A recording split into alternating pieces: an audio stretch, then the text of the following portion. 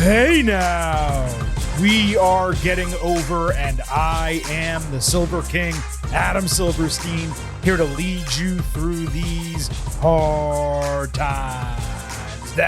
With the latest WWE edition of your favorite professional wrestling podcast. That's right, Getting Over is back once again, and we are here to break down everything that happened over the last week in the world of WWE. But not only that, for the first time in what feels like a long time, Vintage Chris Vanini is back along for the ride to not only talk about the last week in WWE, but his thoughts from the last 2 weeks, ranging from WWE SummerSlam to WWE Unreal to the WWE ESPN deal. We will ensure that he doesn't repeat too much of what the Silver King has already said, but we will get to Vintage momentarily. Off the top, a reminder that the Getting Over Wrestling podcast is all about Defy. So please, folks, stop being marks for yourselves and go back to being a mark for me. Go back to being marks for the Silver King, Adam Silverstein, the returning Vintage Chris Vanini,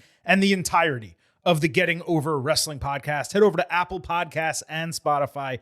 Leave a 5-star rating on Apple. Take a little extra time. Leave a 5-star written review. If you do, we will read it live right here on the show. And we did get a brand new 5-star review from Jay Dennis, probably the shortest and sweetest 5-star review that we've had in 5+ years of this podcast.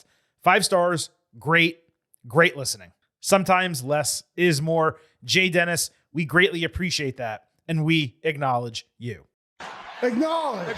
Big acknowledgement right there. Acknowledge. We actually received a handful of 5-star reviews last week, but for some reason, only one showed up on at least Apple Podcasts in the United States. So a reminder, if you happen to be an international listener and you left us a 5-star review on Apple Podcasts, please shoot us a tweet, a DM. You can email us, gettingoverpod@gmail.com. Let us know, because then I can search on the international sites, whether it's United Kingdom, Australia, Japan. I can find it and then read it on the show. But naturally, when I look at the apps here in the US, we don't see the reviews that are left for all the other countries. So just let us know about that, and we will be happy to include you. Some news when it comes to Getting Over's social media. Frankly, I got fed up of repeating so many different addresses where you could find us. So we went ahead and changed our Blue Sky. It's no longer Getting Over. It's Getting Overcast, just like Twitter, just like YouTube. So if you need to find us on social media, if you want to find us on social media, you can do so on Twitter, Blue Sky, and YouTube, all at Getting Overcast. On Twitter and Blue Sky, you will get episode drops, news, analysis, highlights, and all of that good stuff. You can also send in questions and comments for the show. We will do our best to include them in our breakdowns, read them live on the air. Of course, on YouTube, you get full-length audio episodes and full-length video interviews when we do those, all on YouTube. Again, across the board, now at Getting Overcast. So as I said, Vintage does return to the show today. However, in classic Chris fashion, he couldn't be ready to tape the show at our normal hour. He had some type of work engagement he had to go to. Imagine that, putting work above the Getting Over Wrestling podcast. We should never do that here on the show. Of course, both of us do all the time. I digress. So what we're going to do here is we're going to cover some individual items. Then, of course, we will catch up with Chris. We'll have the main event, the good, the bad, and the ugly. We have an absolutely loaded show for you today, as we always do. But I'm afraid I've got some news. So let's start off with this. Karrion, Kross, Scarlett, and for those of you familiar with NXT, Ashanti the Adonis, they all had their WWE contracts expire this weekend. Adonis is a guy with a lot of charisma who I always saw as the fourth wheel when Hit Row existed. I do wonder if his gimmick would work better if he's allowed to be a little bit more adult and mature with it. Kross and Scarlett is what we're going to talk about. They've been on WWE TV recently. Kross obviously lost to Sami Zayn at SummerSlam. This is a strange deal in that a lot of people are working themselves into this tizzy over his contract situation. And frankly, I cannot for the life of me understand why. Not to be disrespectful. He interviewed on this show and we had a great conversation a few years ago. I like him as an individual. But Kross is a relatively marginal talent. He's a tremendous promo, a great personality, But in ring, he's molasses and the definition of forgettable. If it doesn't work once the bell rings in professional wrestling, it doesn't work. That's just the name of the game. The only WWE singles matches that he wrestled that I would consider notable were 2 against Finn Balor, 1 against Johnny Gargano. All of those in NXT back in 2021, 4 years ago. And those opponents did the heavy lifting there. I mean, look, you guys saw him fail to rouse the crowd in multiple matches with Sammy, of all people. If you're a heel working against Sammy, you should have no issue getting yourself over. I know fans recently got behind Kross the last couple of months. I know we here on the podcast were loving what he was doing backstage, all those segments. We wanted him to get more TV time. But fans don't react to him in the ring. And there isn't an extended attachment to this guy like there was with R-Truth. WWE, they promoted his book on TV. They gave him a marquee match near the end of his contract at SummerSlam. When you couple that with the legitimate R-Truth situation, there's a lot of people who believe this is all a work, and WWE is going to bring him back sooner than later. There's even a report that some WWE talent thinks this is a work, and there's some takes about how that's a bad thing. What I can tell you is this. Kross's contract legitimately expired. There is not a single person with whom I spoke who believes there's some grand plan here. I believe Fightful reported last week that WWE made him like a last-minute offer after they were silent in negotiations like 6, 7, 8 months prior. Whatever. My perspective here is that Kross is going to explore his options. And if he realizes nothing out there is better, maybe he takes some kind of WWE deal if a legitimate one was actually offered to him. The real move, if we're being completely frank and honest, would be for he and Scarlett to work in like a dual managerial role. That's what they can do. They can talk and they can tell stories and they look the part. Let them manage a tag team to major glory. Let them build a faction. Integrate them with the Wyatt Six in some way if you want. My long-held assumption has simply been that Paul Levesque gave Kross the book promotion and the match at SummerSlam as a means of helping a guy he clearly likes on his way out of the company. Promoter many times. It doesn't need to be any more than that. Is it possible that WWE is trying to work everyone and there's a grand plan here? Sure. I just don't see to what end that would actually be successful. It's Karrion Kross, for gosh sakes. We're not talking about CM Punk. I don't understand the angst and conversation over this dude. And I felt justified in this take Monday on Raw when there was nary a chant for him and one lonely sign directly across from the hard cam, which was there all show and not confiscated for anyone who actually has eyes and watched Raw on Monday night.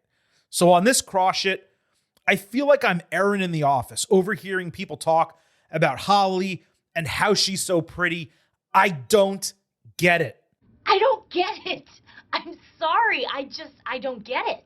And you know what I understand even less than the angst over this Kross situation?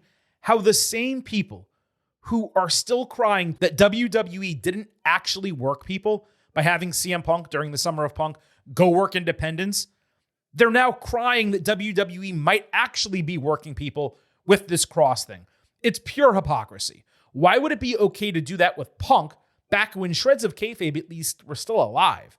But now it's not okay to do with Kross when kayfabe is dead, and the only way to actually work people is to lie to them, like what they did with Seth Rollins. Again, I don't think that's what's happening, at least not as a plan.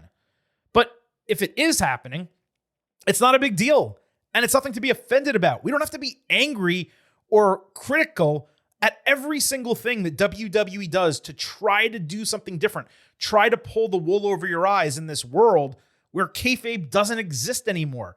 The Rollins thing, there were millions of people legitimately surprised by that. There were some of us here, like on this podcast or in the internet wrestling community or wherever, who thought it being a work was a legitimate possibility and gave explanations as to why we thought that was the case.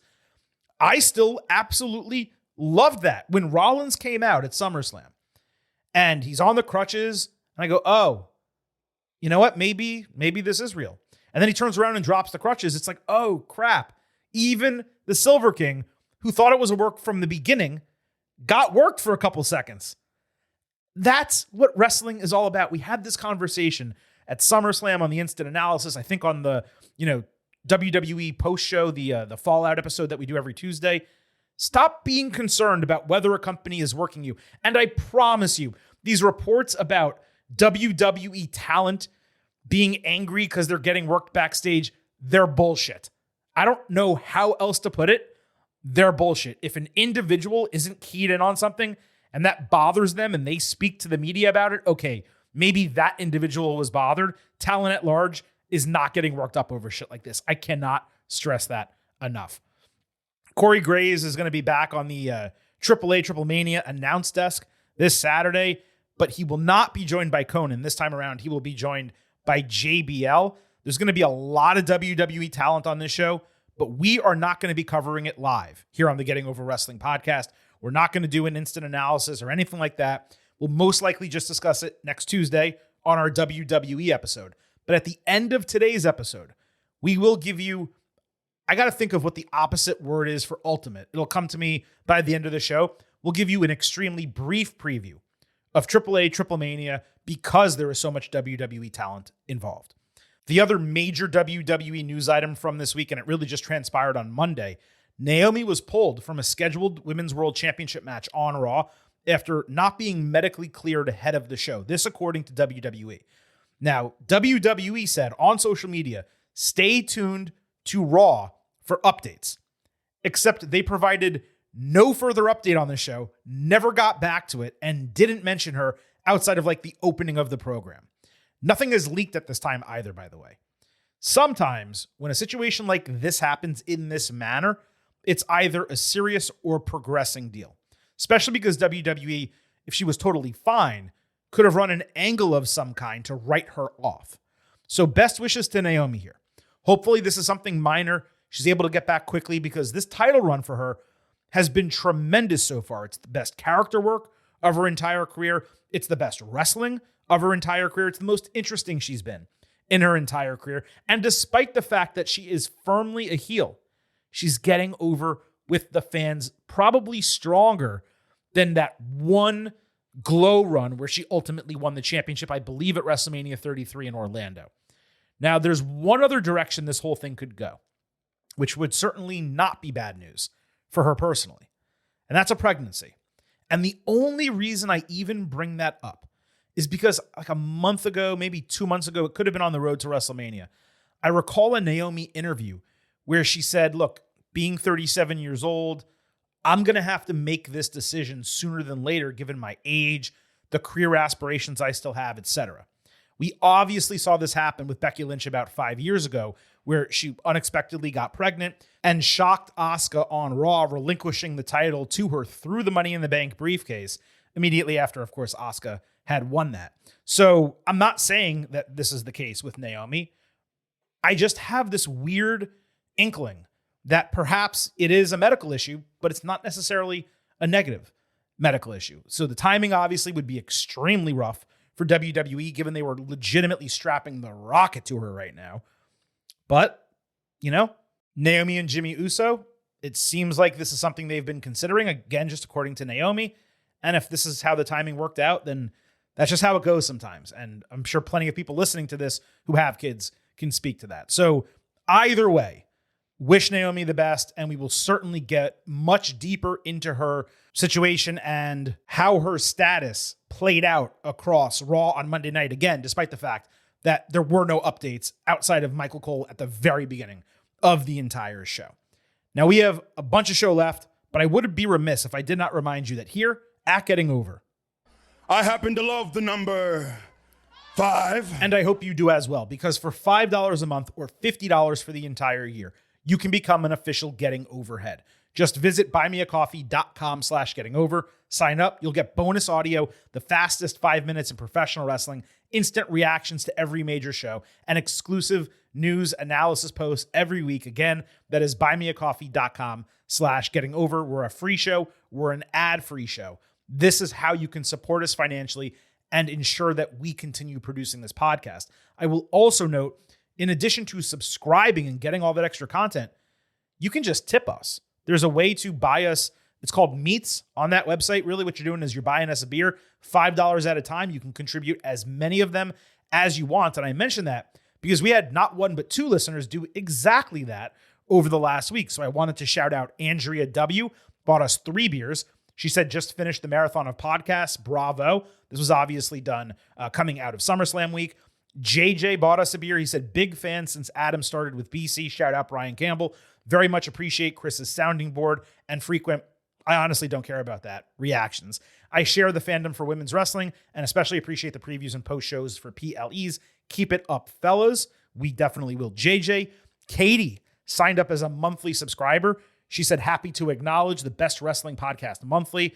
Top tier wrestling coverage and ad free is a huge bonus. I also happen to love the number 5. Good to hear, Katie. And KG signed up as an annual subscriber. I've been a fan for years. Appreciate the passion, thorough analysis, and banter you guys bring to every episode. Thank you so much. KG, thank you so much. Katie, we greatly appreciate that. JJ and Andrea, Silver King's going to have some cold beverages. Thanks to both of you, but to all 4, we acknowledge you. Acknowledge. Acknowledge. Big acknowledgement right there. Acknowledge. Now that we're getting to the meat of this edition of the Getting Over Wrestling podcast, allow me to welcome back vintage Chris Vanini from his, 2-week sojourn in Europe. Got to see the motherland a little bit, went to Italy, some other spots as well. Chris, welcome back to the United States. How was your trip to Europe? Buongiorno, everybody. There's a movie reference that works, right, for you? Not on first glance. Brad Pitt, Inglourious Bastards. Oh, okay, yeah, I've only seen it once, but that was That's great. right. Great Good film. movie. But Good movie. Yeah, I don't think I pick up references from movies I've seen once. That's fair. Generally, That's fair. Yeah. Good to be back. Thanks to everybody bearing with me for not being here. I listened to everything while I was gone. Silverstein did a great job holding down the fort, running the show. Thank you. I had a great time. It was a perfect vacation. Everything went perfect. That's Weather great. was great. Hotels were great. I got mistaken for being Italian many times, which was fun. I got to test out the 7 years of school year French. Sure. I took in Paris. Got a brief. I was actually nowhere near where they're going to hold Clash in Paris. Apparently, it's like way outside the city. Mm-hmm. Didn't see any WWE stuff around the town or anything like that, but obviously, big city. I feel rested, refreshed, ready for wrestling, ready for college football. I was listening. It was funny. I was listening to the SummerSlam pods because you recorded those late at night. And so they came out like right as I was waking up. Yeah, I'm sure in Europe it comes out well for everyone. Yeah. Because I railed on this podcast a couple times about the time zone difference and WWE holding certain shows at certain times. Mm-hmm. So having lived through it, I can say it was a little annoying that the shows were starting at midnight my time. Mm-hmm. But it's an American company, so I'll deal with it. But it was nice because I listened to the podcast early in the morning. We took an hour-long boat ride out to Capri Island. I listened to one of the SummerSlam recaps. So it was good. Good to be back. I don't know that I love the idea of listening to my voice on a beautiful boat ride to Capri, but sure. I mean, I'd probably listen to something a little bit more thematic, but if that's what you did. Well, I had an hour. It was an hour plus. It was. Yeah, I know, but you're on a boat in Italy. I mean, come on. Like, let's go over this real quick. Favorite city you visited, best meal you had, and best activity you did. Best activity was swimming off of Capri Island around in the Mediterranean in the bay there. That was the best part. That was the most fun part. The best city, I liked Rome because it's kind of cool how you're just kind of walking in a city and then you turn the corner and there's a 2,000-year-old building right there in front of you. That was really cool. Paris felt like an American city that just spoke French. Like it really was the most like familiar of them all. Best meal, when we were in Naples, we did a pizza making class, actually. And we learned that the tomatoes that they grow in Naples for pizza, they're grown off of Mount Vesuvius, off of the volcano. And they're like special tomatoes that are unbelievably delicious there. Best tomatoes I've ever had in my life. So that was probably the best. Are you saying stuff. the best meal you had in Italy is one you made yourself? Is that what I'm hearing? Well, we didn't eat the pizza that we made because it was going to take like 7 hours to do it. But we get the end result that we would have made. So they made a pizza for us. Interesting. Everything was completely as stereotypical as you would expect. Every other building, every other shop in Italy is a pizzeria. Every other shop in Paris is a cafe. Like all the stereotypes that you could imagine, 100% lived up to it. All the old guys in Italy reminded me so much of my late grandfather, who was the son of Italian immigrants, and so that was it was good to know he was pretty authentic in that. But yeah, Italy is like my number one European destination where I'd like to go, and I don't care much about cafes or really nothing French has ever spoken to me. I also want to go to England, Scotland, Ireland, and experience like walking down a block and passing 7 pubs. Like I want to, I want to know what that's like. You know what I mean?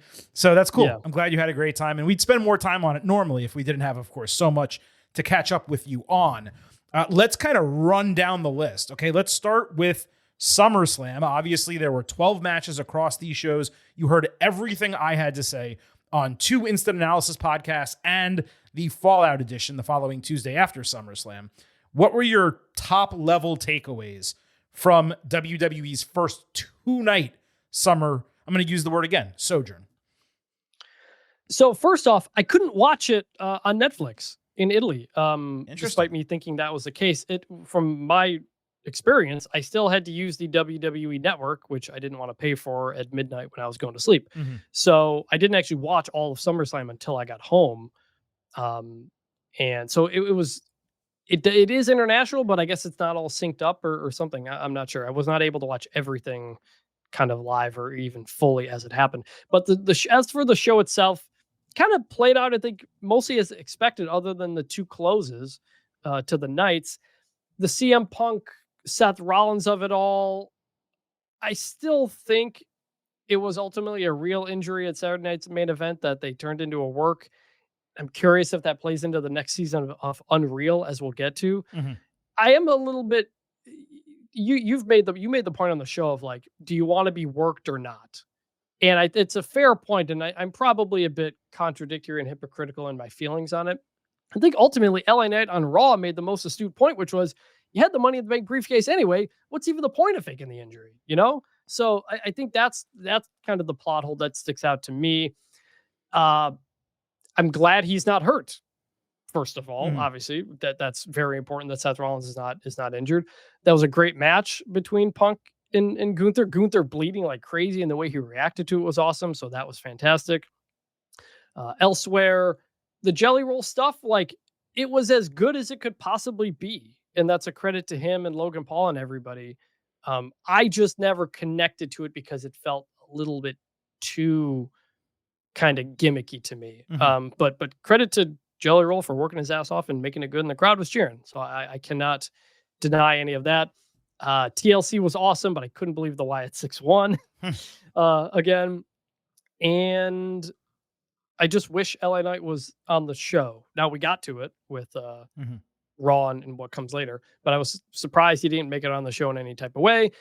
Cena, Cody, I didn't give that a 5-star match, but you were right in your analysis that the aura of the match was very much there. And then the Brock stuff of it all, I mean, you laid it out pretty well as well, but they're kind of in a don't give an F attitude, the company is right now. They're pretty emboldened to just do all kinds of things that they weren't doing 2 or 3 years ago. And I know Brock is not legally implicated in some of the stuff, but I think it's all pretty gross. Yeah, no question about that. I will just clarify for everyone, Seth Rollins was not injured at Saturday night's main event. Let me make that clear. Also, to what you said, yeah, apparently in Italy, I was looking it up while you were speaking. It's still on WWE Network. Now, I assume that's going to close end of year, and then it'll move over to Netflix like everything else. But as of right now, looks like you were in a dead zone, specifically. Now, maybe in France you could have watched, but obviously I'm assuming you had less time there than when you were in Italy. TLC you mentioned. I'm trying to think if there's anything else from SummerSlam I wanted your take on. Women's matches, anything stand out to you? Pretty properly gnarly between Becky and Lyra. That was good. Didn't really have any thoughts on Tiffany Jade, other than I'm just kind of surprised that Tiffany's still the champion and it was a short match. I thought that was kind of moment to kind of change things up, and they didn't. Fair enough. Now, you also apparently had enough time to watch the entirety of WWE Unreal. Now, before we get your take on it, let me clarify for everyone. We were going to do a full breakdown of WWE Unreal, just like we did the Mr. McMahon, documentary series on Netflix. I was going to go through the episodes, tell you what stood out to me, let you know what was real, and then, a little kayfabe and stuff based on everything I know. But the truth is, we're so far past the debut of the show, I feel like it would kind of be wasting time on the podcast to go back and do that. There's going to be a second part to this first season coming out. I want to say end of year. It might be very early 2026. So at some point in the winter, I want to say. So I'm thinking when that comes out, I'll make sure that we get a pre-release look at it, and we can kind of circle back and look at the first 5 episodes and then go to all of these as well. But in totality, Chris, what were your overall thoughts on this show and the way people have responded to it, let's say?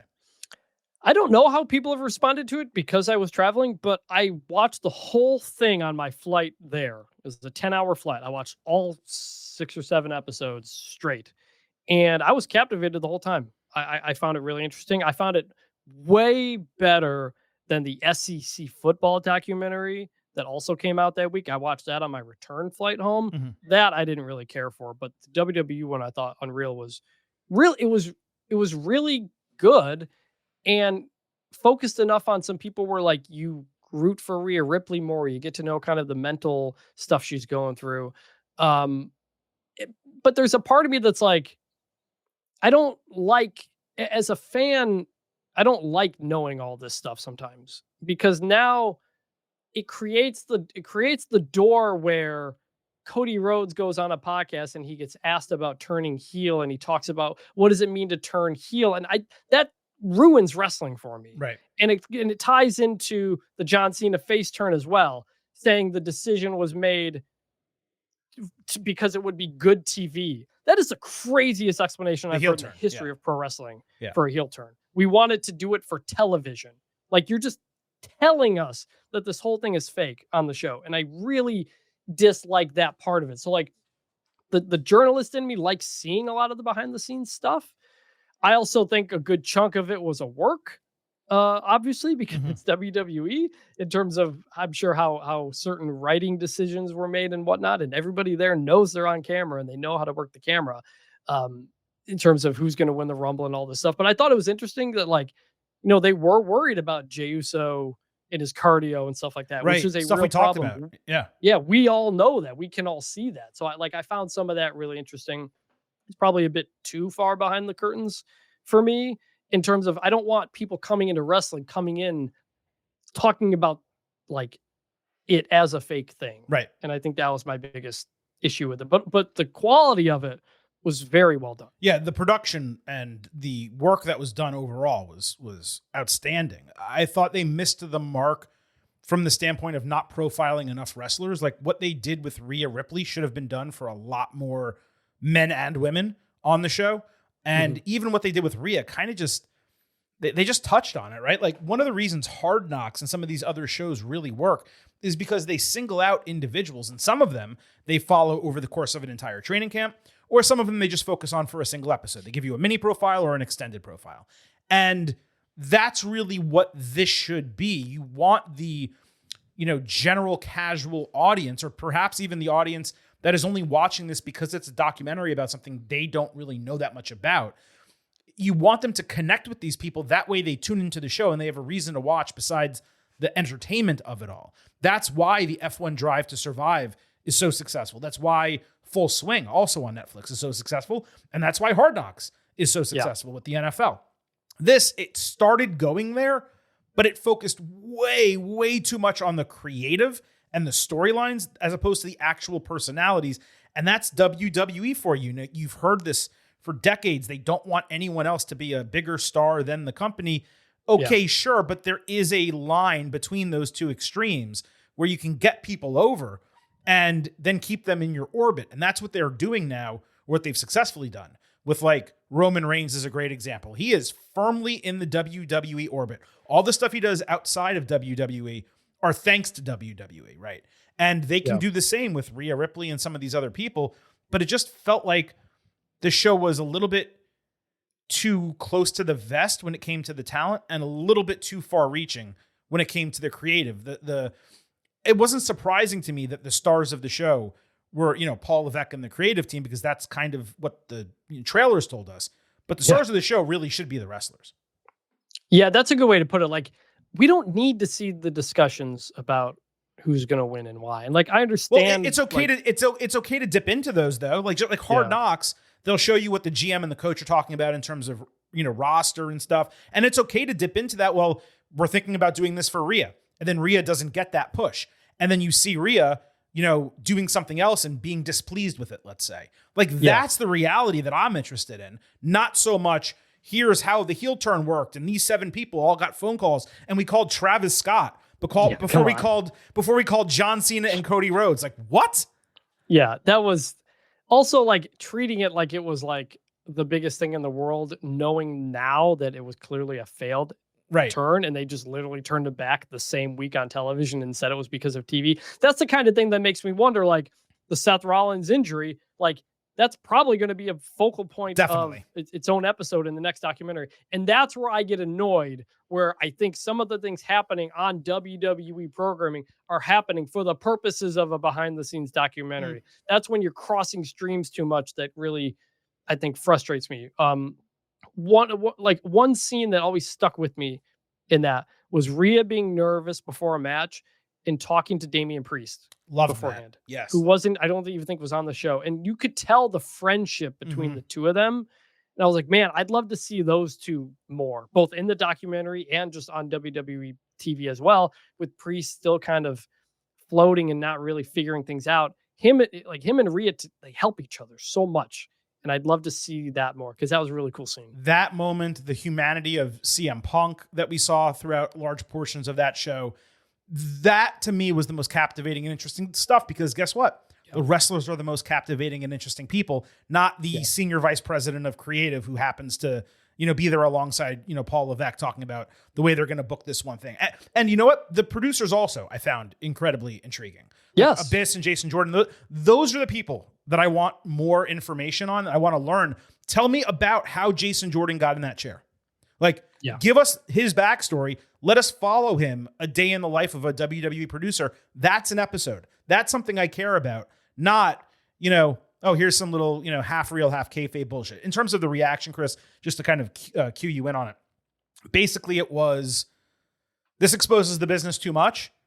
And then simultaneously, this is partially kayfabed, so it doesn't expose the business enough. So it was like hypocrisy was the way I took it.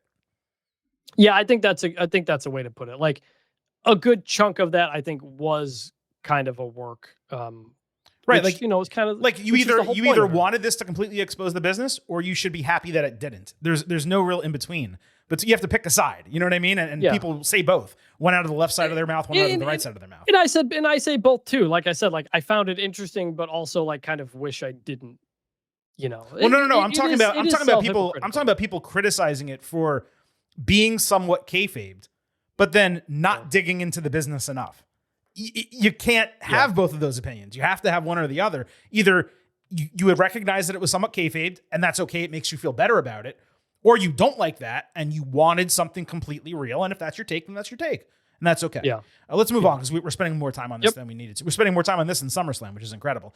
The WWE deal with ESPN, 5 years, $325 million a year, 12 premium live events per year, days, 10 events, 12 total days, all exclusively on ESPN starting in 2026 with, as of right now, WrestleMania 42, but certainly they could move it up if they strike a deal with NBC Universal. Chris, I went into detail on this. I had an instant reaction podcast. We broke news on this, not the obvious main story, but individual details of this. What are your thoughts on WWE moving over to ESPN?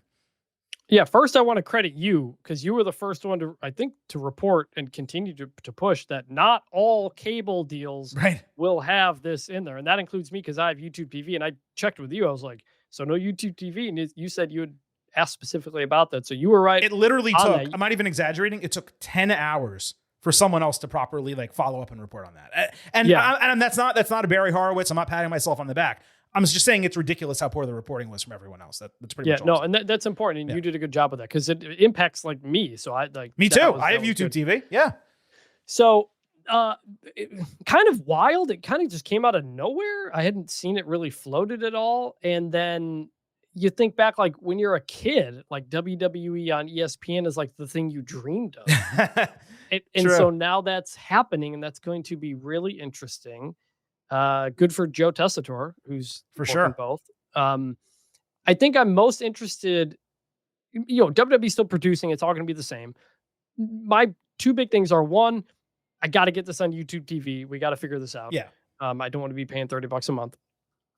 Two, very curious what the scheduling is going to be because I read some stuff from Jimmy Pitaro, the head of ESPN, who was talking about some flexibility on dates and what works with ESPN. And that's notable for us come football season. ESPN is airing big time college football every Saturday night. How will ESPN try to position those WWE shows in a way that tries not to eat against its own audience? Because that's something you and I talk about a lot in terms of when the shows are. So I think those two things are the most interesting. But it's huge for ESPN, WWE. I think it makes perfect sense for all parties involved. I did actually discuss that second part on the Thursday show. We did a little bit of fallout from the WWE ESPN deal in like a news segment last week. And I am of the contention now that during the fall, you're going to see WWE premium live events on Sundays. I mean, Let's go. It makes too much sense because they're only competing with a single NFL game. Granted, a huge NFL game every week, but also something that ESPN does not have. They have no programming on Sunday nights in the fall. Like, I mean, I'm sure they put stuff obviously on television, but they do, to my understanding, NFL Sunday Countdown exclusive on the app, right? And they could lead that directly into a WWE premium live event. So they're not putting that shit on ESPN nor probably on the app to go head to head with like the SEC game of the week. They're not going to want WWE to run, let's say, Bad Blood head to head with Alabama LSU. It does nothing for them to do that. So that is a situation where they run it Sunday and guess what? It gets promoted during Alabama LSU tomorrow night, 8 p.m. WWE Bad Blood or, whatever event. So I definitely think that's happening. In terms of the authentication and the YouTube TV of it all, for those of you who may not have heard the episodes last week where I discussed this pretty much ad nauseum, two things. Number one, frankly, if you have a friend who has ESPN on DirecTV or, Fubo or anything else, you just authenticate with their shit and you'll be totally fine. That's number one. Number two, chances are that the carriage agreements with YouTube TV, Xfinity, and all these other companies, they're almost certainly going to get updated by WrestleMania next year because they don't want Hulu or DirecTV or whomever to have a unique selling proposition where they say, okay, you can pay YouTube TV $83 a month and not get WWE premium live events for free, or you can pay us $75 a month and you can get WWE premium live events for free. Because guess what? All these services, they don't lock you into contracts like, Xfinity or cable operators would back in the day. They're all month to month. So at any point I can leave YouTube TV and I can go to somewhere else, and they don't want that to happen. So it's going to be worth it for them to pay ESPN a little bit more money, give us that access. I'm not worried about this at all in 2026. That's just where I stand.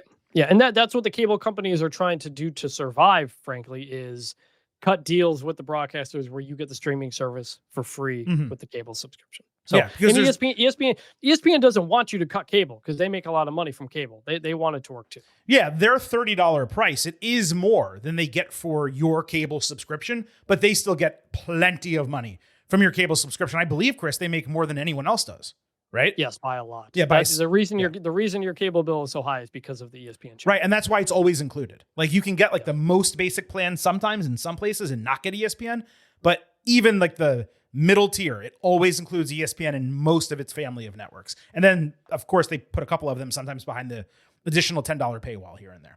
All right, that was Catching Up with Chris.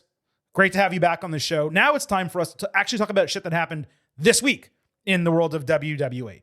And let's start with our overview of SmackDown and Raw, which you always do before we fully get into the show. SmackDown, frankly, again, a far worse show than Raw this week. This is a trend. It's been impossible to ignore. But I want to change the focus of this because it wasn't just that SmackDown creatively was poor.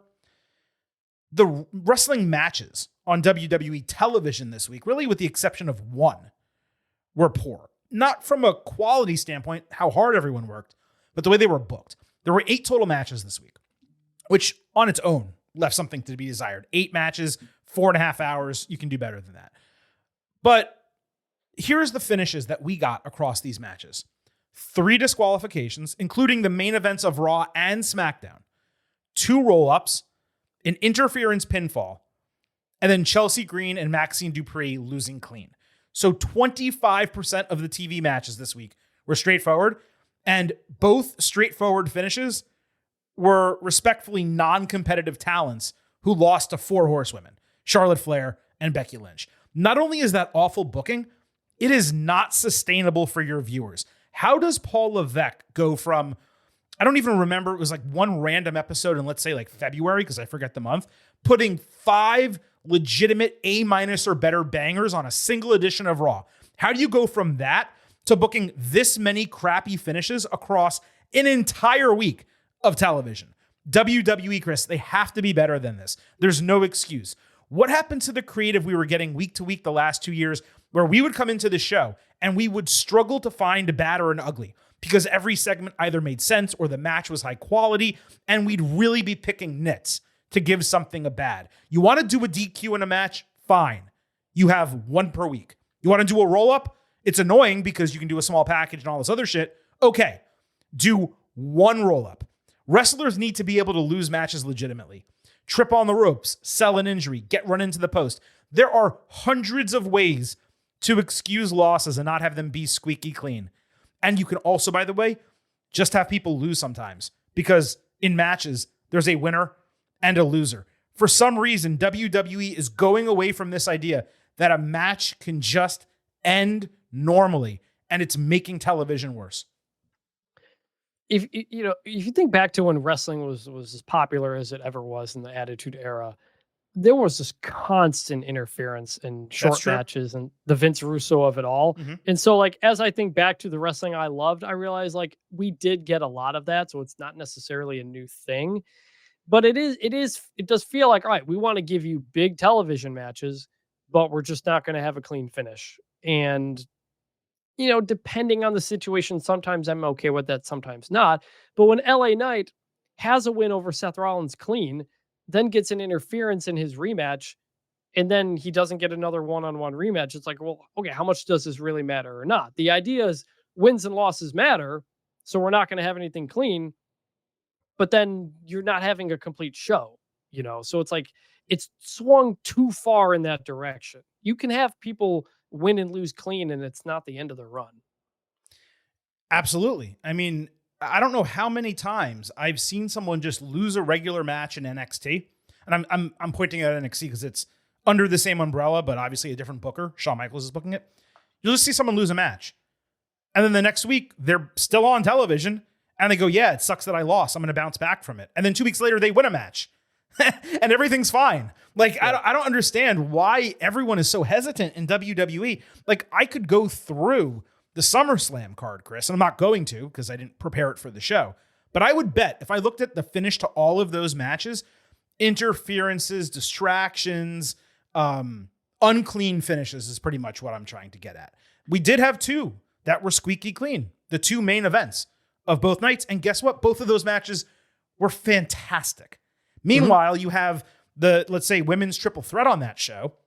And I'm not saying that the match was bad, because it was really, really good. Rhea Ripley, Naomi, and IYO Sky. But you saw a roll-up finish where Naomi escaped, and like that was okay for her to escape with a win. But I said this on the instant analysis.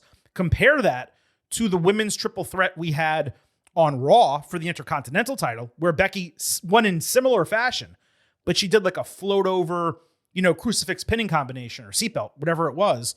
And you're like, oh my God, that took skill and effort, and she won that shit clean. Whereas Naomi snuck away with a win and didn't really even get over for it, like more than she otherwise would have. So, I mean, look, you have, as referenced on WWE Unreal, an entire creative team.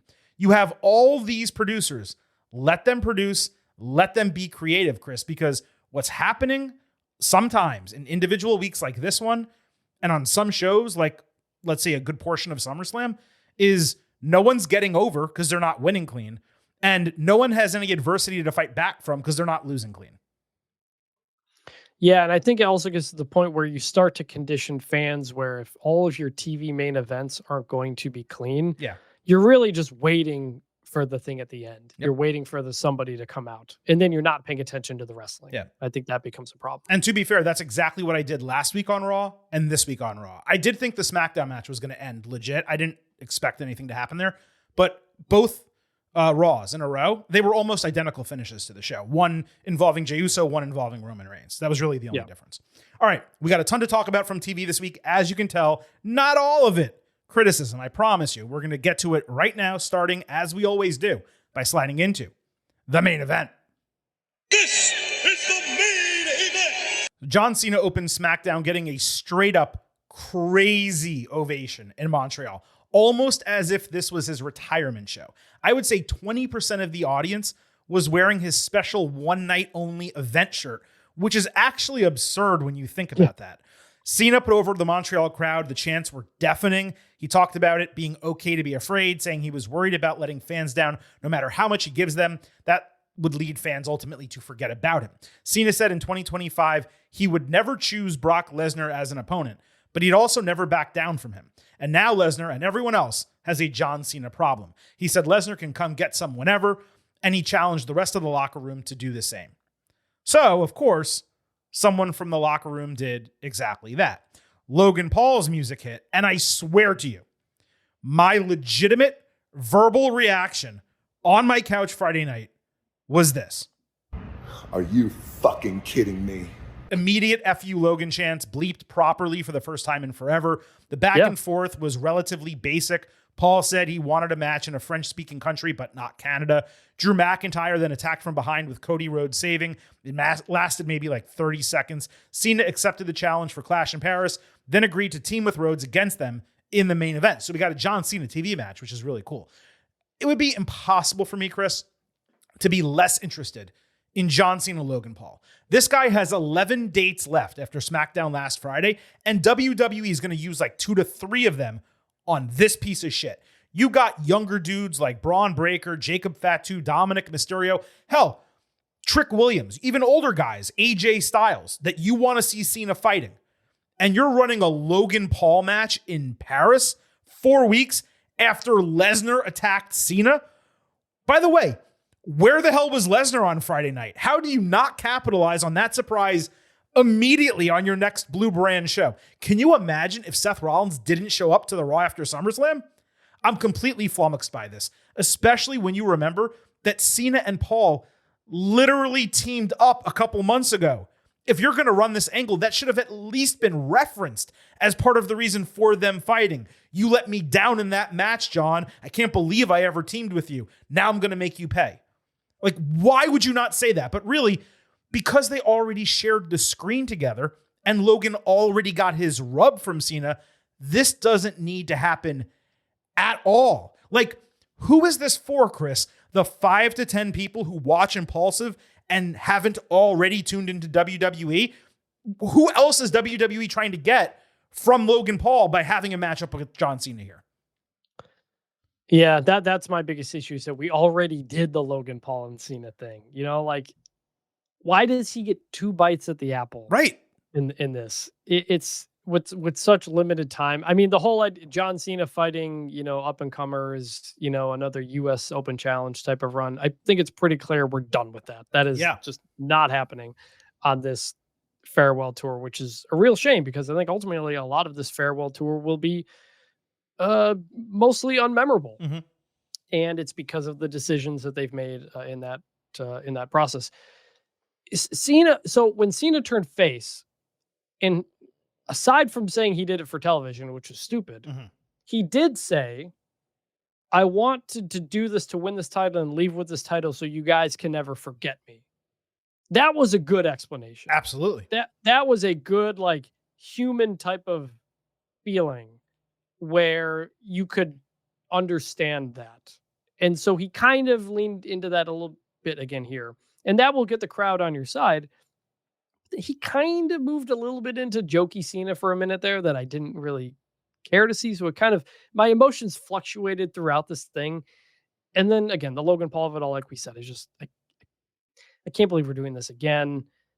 It's just a waste of time, man. It's just a complete waste of time. And if Brock was not going to get back in the picture right away, like, what are we doing?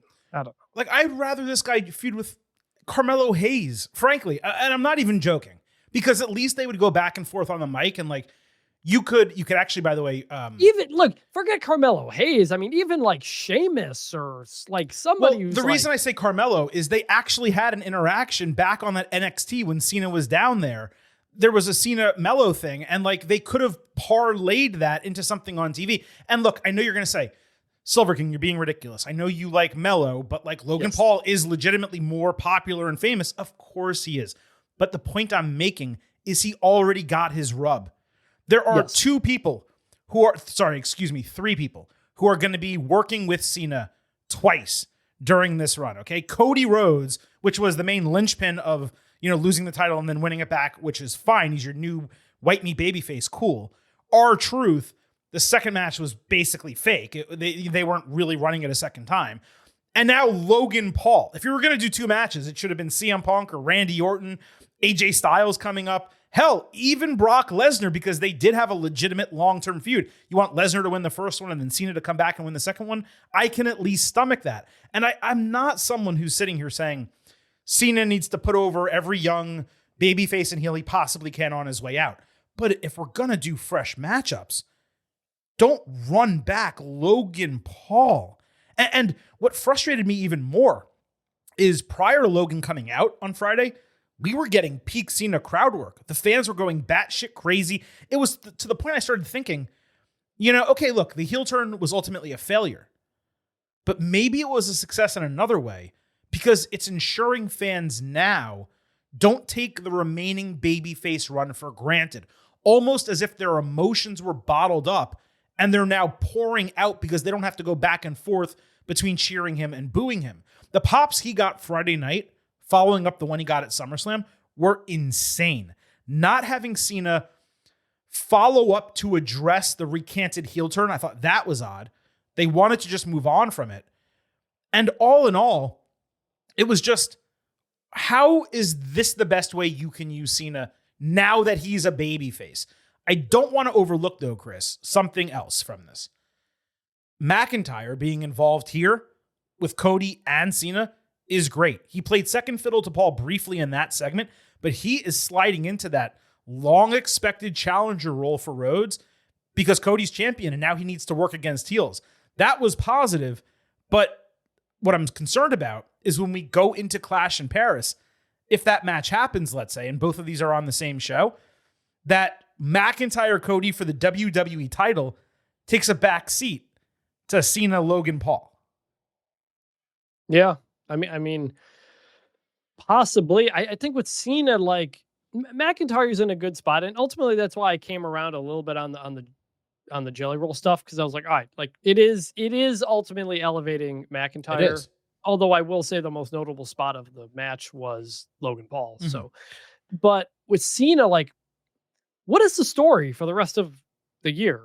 Like, what is he trying to accomplish now? And I don't think that's clear, and I don't think fighting Logan Paul makes that clear. And if you're going to have Logan Paul and if you're going to have Brock Lesnar, it feels like the only purpose to the rest of his run is do as big a numbers as possible on your way out and not create anything that will last or move forward. Mm-hmm. And I think they're bending so much to Logan Paul at the moment, where it's like he's impacting his presence is now impacting your show. The same way I think Unreal was maybe impacting the WWE show. And it's like, don't lose what we like about wrestling. And with Cena's final run here, you're kind of losing. Logan said like a year ago or 18 months ago, I forget. He has, obviously Triple H's phone number and he texts him all the time and he'll just pitch stuff. And he's not bashful about doing it. And I just have this chill of, he texts, Triple H, hey, I'd like to wrestle Cena again. And he's like, okay, yeah, we'll make that happen. That shouldn't be how it goes. And I'm not saying that's exactly what happened. This could be 100% WWE creative saying, hey, this is the way we want to kind of go through this. But yeah, I don't know how this run ends because now you have Logan Paul and you have Brock Lesnar. And we got 4 months left. And let's say he has 4 more matches. So there's 2 people on the back end of that. I mean, I don't know, man. I thought they might do something where he tries to go after the Intercontinental title because he's never won it. And that would make him a Grand Slam champion. He actually isn't a Grand Slam champion, which is pretty interesting. Huh. And like if they have AJ Styles beat Dominic Mysterio and you run that match at the Saturday night's main event in Boston, and then Cena beats AJ for the title. So you get the Cena AJ, rematch, them working together again. And then Cena wins the title and then relinquishes it. Similar to what happened with Sting and AEW where they won the tag team titles, which I hated, by the way. I didn't think the title should have been on the line in that match. But they win the titles, then they relinquish it right away. Like I could see that being the capper, but when Logan Paul and Brock Lesnar are 2 of your final 4 matches of your career, it's tough to stomach that. It just is. Yeah, no, I just what is going to be the ultimate legacy of this heel turn of this final run? Yeah. And to this point, we don't know. He won the title from Cody, but then gave it back. I don't think anybody is really better off for having gone through this. It may just be maybe our truth. It may just be the SummerSlam match because that was incredible. And if nothing else, at least we had that moment, I would say. Yeah. And the heel turn too. Elimination Chamber and SummerSlam. At a minimum, those are 2 legitimate historic moments that he put on during this run. Yes. The other strange item from this segment, I just wanted to point out quick, is Cena is still being introduced as the last real champion. Now, I'm okay with the Never Seen 17 and the greatest of all time and all those other monikers. You cannot call him last real champion anymore. That worked when he was a heel and had the title. Now he's a face, and immediately after this, he put over Cody Rhodes. He said the champ is here and pointed at Cody. Continuing to say he's the last real champion discredits Rhodes immediately, directly, and any future champion who comes after him as well. So again, Never Seen 17, whatever the other one is that I just said, you want to keep calling him at the greatest of all time? Go for it. Let's get rid of the last real champion. Please and thank you. Also, it implies that Cody is not a real champion. That's what I'm saying. That's the problem. Yeah. It makes no sense. So later backstage on SmackDown, Cena comes across R-Truth. They looked each other up and down and did a whole mime gimmick. Truth was excited. The real Cena was back, saying that means he's back as well. Cena then played off the entire last 5 months, gaslighting Truth, saying he was acting weird. His hair was different. He made a kid in Brussels cry, etc. In other words, it was Truth who was not only responsible for the heel turn, but literally in Cena's body doing it. To me, this was ridiculously fun. You could see Cena was cracking himself up, hamming it up with Truth this way. Not the most ideal way to put the heel turn to bed, but I definitely had a smile on my face the entire time. Yeah, it was fun. All it made me think of though was R-Truth really shaved his head for nothing at this point. It does feel that way. Although he probably had to do that anyway, if you saw how much his hair was thinning. Look, hopefully this is not Truth going all the way back to comic relief. If so, it's not only the Cena heel turn that was wasted, but the Ron Killings serious turn, which I'm pretty sure is what you're saying. Both thrown right in the can with the quickness. At least I'll wait and see what happens with Truth next week. With Cena, it's pretty clear that it's over. So the main event of SmackDown was Cena and Rhodes against Paul and McIntyre. Another FU Logan chant at the bell. Cena hit the 5 moves of Doom on Logan, plus an attitude adjustment for a broken fall. Cody prevented Claymore with the super kick and tope suicida. And then Paul just low-blowed Cena in clear view of the referee for the DQ. They immediately brawled into the back, and we never saw them again. Cody and Drew, they're brawling ringside. McIntyre wrecks Rhodes with a belt shot after Cody took his eye off the ball. Then he held it in his arms, Drew did, the title, before absolutely murking Rhodes with a Claymore into the base of the announce table. That shit completely exploded and legitimately broke. It was an exceptional visual. McIntyre taunted him underneath the table, reminding him what he said before. Drew wanted Cody to win the title for this exact reason. That way he could take it from him. The match was short. The finish was an absolute joke. And just having Cena and Paul brawling into the back with cameras not showing us what happened, despite cameras always being on backstage, that was incredibly lacking, and frankly, it was stupid. However, and this is a big however, McIntyre's Claymore on Rhodes and his rant after that was awesome. It was an all-time Claymore shot, the way the desk cracked and caved in. Plus, the way Joe Tessitore and Wade Barrett responded in stunned disbelief, and they made like grunt noises and then relative silence on the back end, that was great. Cody's sell as if he was knocked out cold, that was perfect. Drew menacingly lording over him after the fact. It's as pitch perfect of a sequence as you could possibly ask for there, especially with McIntyre selling the importance of the title and how it's now his focus once again. Drew being back in the main event scene just feels right. The only issue is this was the entirety of his re-entry into the spot. He didn't speak or do anything similar at any point of the show to basically say, this is my focus now. I'm coming after you. I'm coming after your title. Why not run a backstage segment with the heels where you can have McIntyre address this? It just speaks to the vast creative gulf between Raw, a living, breathing, exciting show, and SmackDown, which is like an amalgamation of wrestling segments shoved together into 2 hours. This extended storyline on Friday, it was the best part of the show, but that's mostly because the rest of it was rather crap. And this still, Chris, left a lot to be desired for me outside of everything McIntyre did. Well, I think the point of it ultimately was to set up McIntyre Cody, and I imagine perhaps on Friday, Drew is leading off the show talking about it. And Cena, Logan battling to the back was to kind of clear out and let McIntyre do his thing there. So I got that. I would have loved to follow up in the moment, like you said. I'm guessing we get it next week, but it was a pretty gnarly spot. You don't normally see people going to tables that way, so like it sticks out in your memory for that. So I ultimately thought this was pretty good, considering, look, we got a John Cena TV match. Like, that's just, and Cody TV match. Right. Like, that's just not happening very often at all. And so I am noting that doesn't happen often. I'm grateful for that.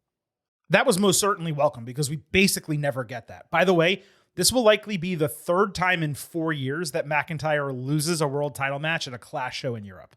Just wanted to make that clear.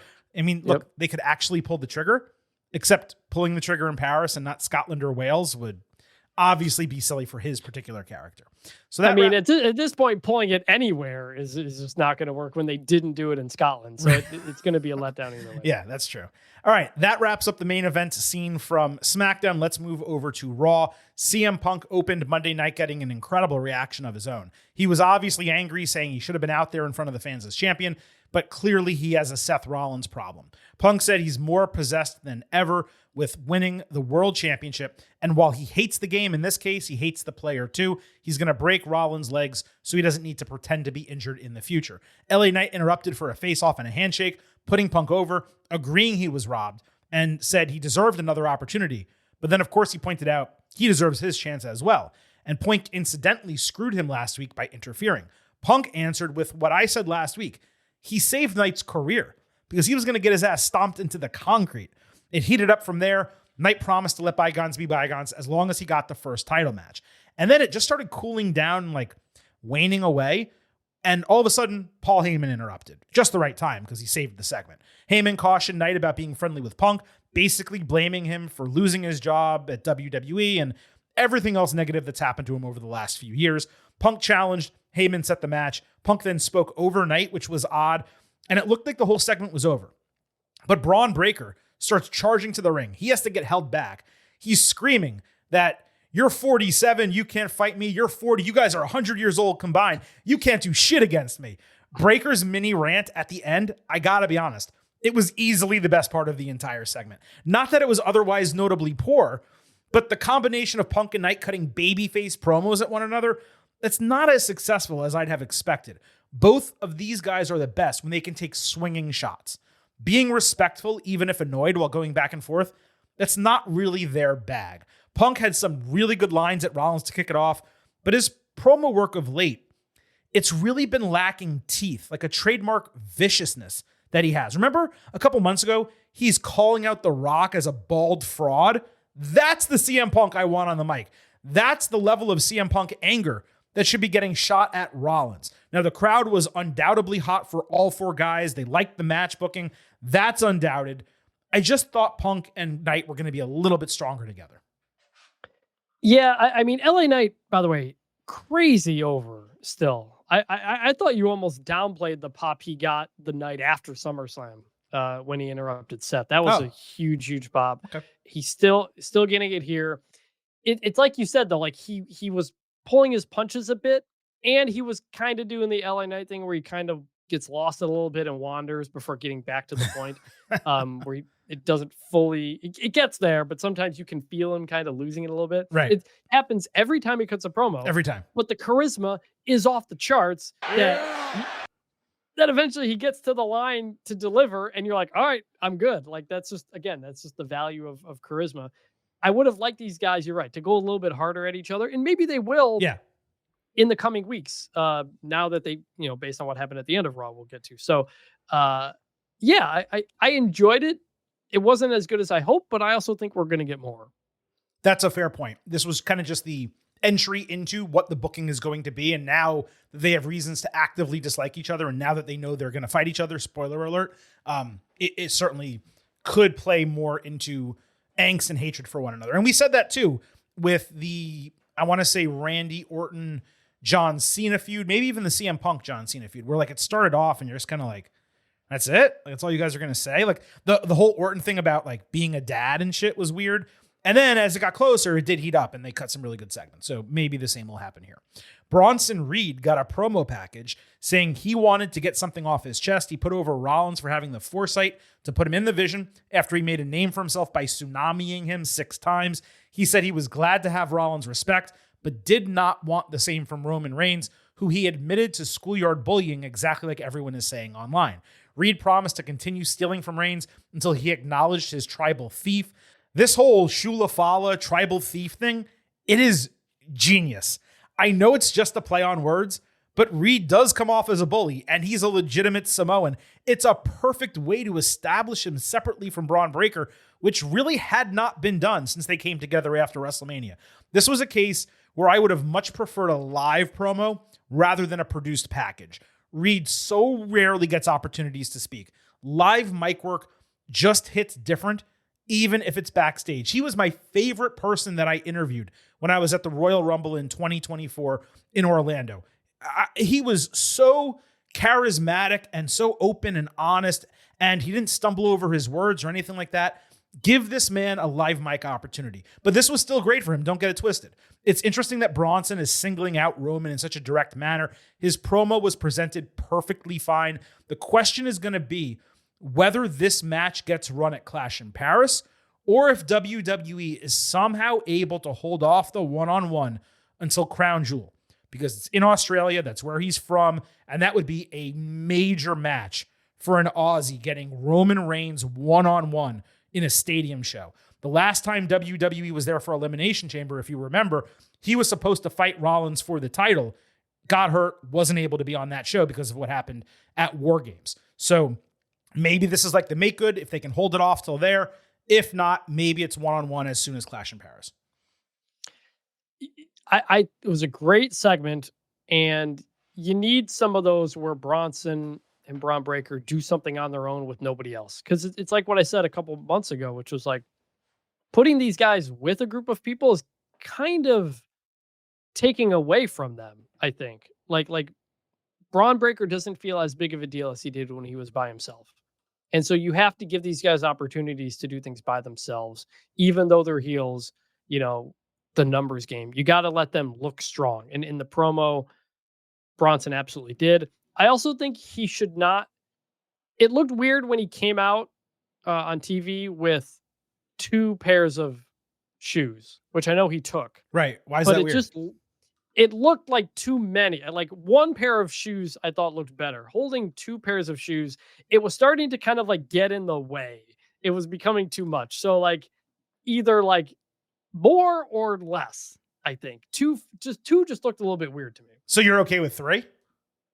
3 might look better. Because it's crazier, you're saying. It's even more. Because it was like there was 1 up near his head, but then like 1 down by his stomach. And so it just like looked like something was a little bit off. I think I would just stick with 1. I think just 1 is, maybe he's got them all backstage or something like that, but like he brings out 1 with him. I think part of it is he's barrel chested. So, they're lifted high near his neck as opposed to if he was more flat chested, they'd be, lower hanging down off of him. But I like the idea of Bronson wearing 1 and Paul Heyman wearing 1. I think that's what they should do. Yeah. I like that too. Because Paul, when he wore it during the match, the tag team match, it was funny. It was funny seeing Paul with the shoes.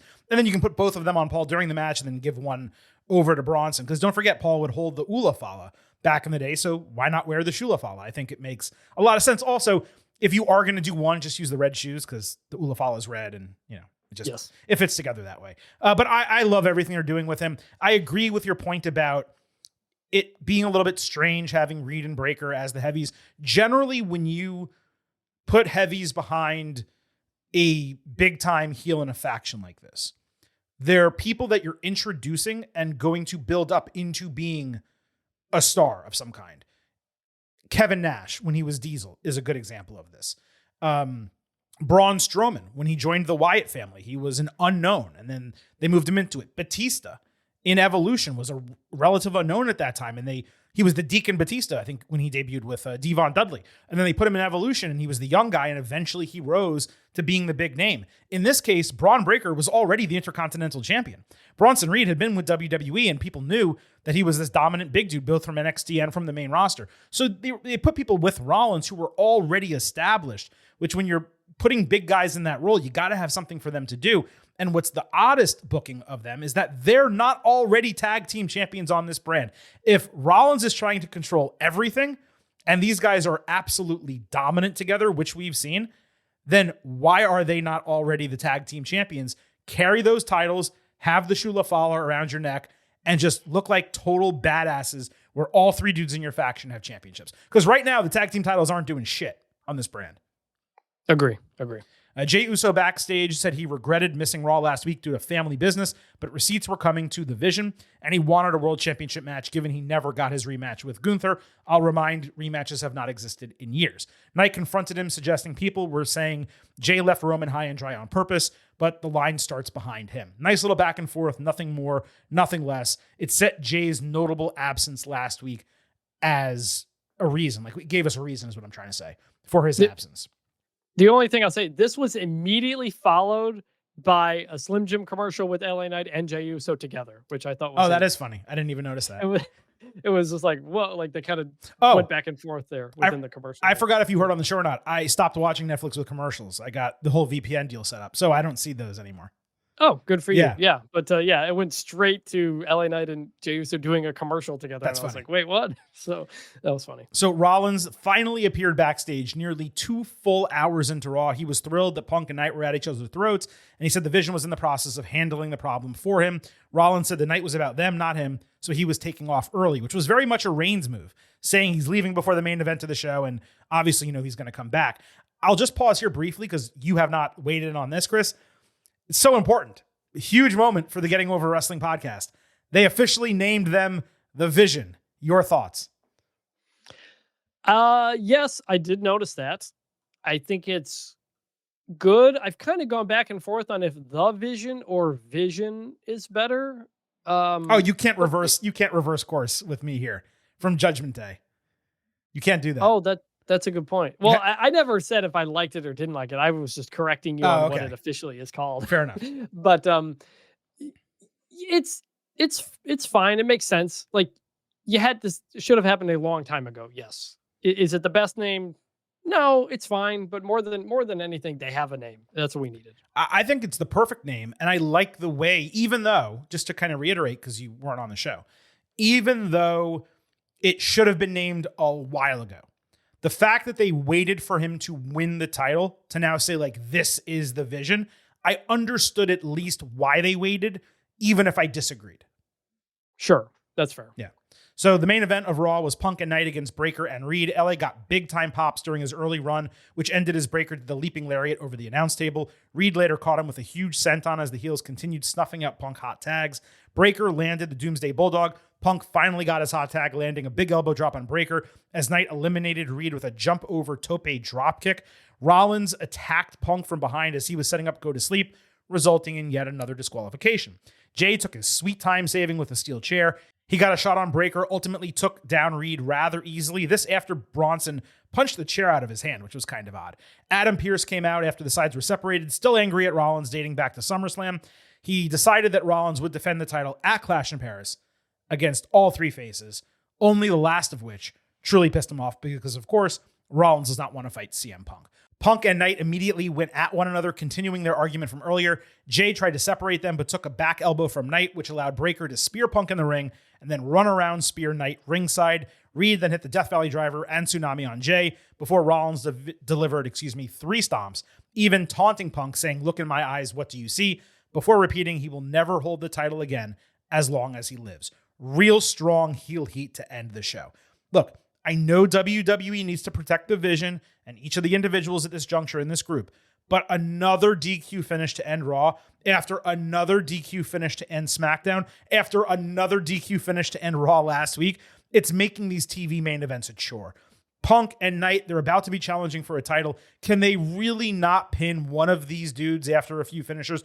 You're telling me it would be that disastrous if Reed took a BFT and go to sleep in succession and then got pinned 1, 2, 3? You could even have him kick out at 4 if you wanted. No one would pay it any mind next week. I guess the idea was to pay off Rollins lying once again about leaving only to show up. It was still a successful segment after a hot match. And again, you cannot firmly plant the vision flag in the ground after SummerSlam. Finally, after all that time we waited, and then have them look like chumps. So it might be easier to stomach if they had more members, but still, there's got to be a way to book this shit without consistent DQs. All in all, it worked to establish the faction and establish the challengers for Clash in Paris. The 4-way, it's a unique compilation of dudes fighting together all for the first time. It creates more runway until we ultimately get to Rollins Punk one-on-one. So there were a lot of wins and positives to be had, but man, another DQ finish was so frustrating. I was like more okay with, because the point was to set up the match to do the. He lied again, and therefore, yeah, I get it. Yeah. You keep interfering. All right, this is what we're gonna do. So like, there was story purpose behind it rather than just, oh, somebody doesn't want to lose, so they DQ. So like, that was okay. I think part of me was like kind of surprised we're going to the 4-way so quickly. Like, we did this at the Rumble a number of years ago. I remember it was LA Knight, Randy Orton, Roman Reigns, and the one I attended. Somebody else. Who was it? Was it a 4-way? Yeah. It was a 4-way at the Royal Rumble. LA Knight, what'd you say? Randy Orton, Roman Reigns, was Seth and Rollins Kevin Owens? Kevin Owens? I'm not sure I was there. That's how forgettable it was. Yeah. It might have been Kevin Owens. But so like, I like the idea, and like, it is, I'm kind of torn here because like, LA Knight is being elevated to this main event spot where he's face to face with Punk, he's face to face with Rollins, Jey Uso, all former world champions. He is there. That is good for him. But I'm also a little annoyed because it means the 4-way feels like we're going to get some of these guys out of the way before we get back to Punk, Rollins, or maybe we don't. Maybe we do an LA Knight Rollins one after this for some reason, and we say hold off Punk or something like that. But like, I've been just of all the guys here, like, LA Knight's got as good a case as anybody. He beat Seth Rollins one-on-one, and he gets the DQ in his rematch. And so like, as a viewer, I'm like, this guy deserves it more than anybody else. Absolutely. And I'm kind of annoyed some other guys are getting sharing that spot.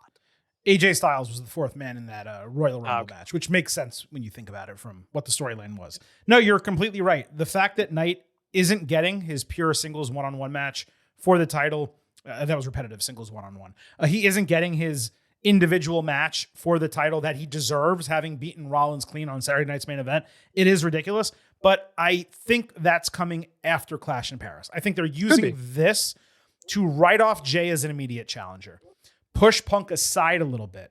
I would assume coming out of it, we're going to get Rollins and Knight. That gives us time. Then we get to, War Games. Everyone comes together again. You get a big match there. You get it to the end of the year. You move into January. And then I don't know how you necessarily continue pushing off Rollins and Punk, but potentially Punk enters the Royal Rumble. He's like, if you're not going to give me a match, this is how I get it. Wins the Royal Rumble. Gets Rollins at WrestleMania. That's just one way, of course, that it could go. There's myriad other ways that they could book it.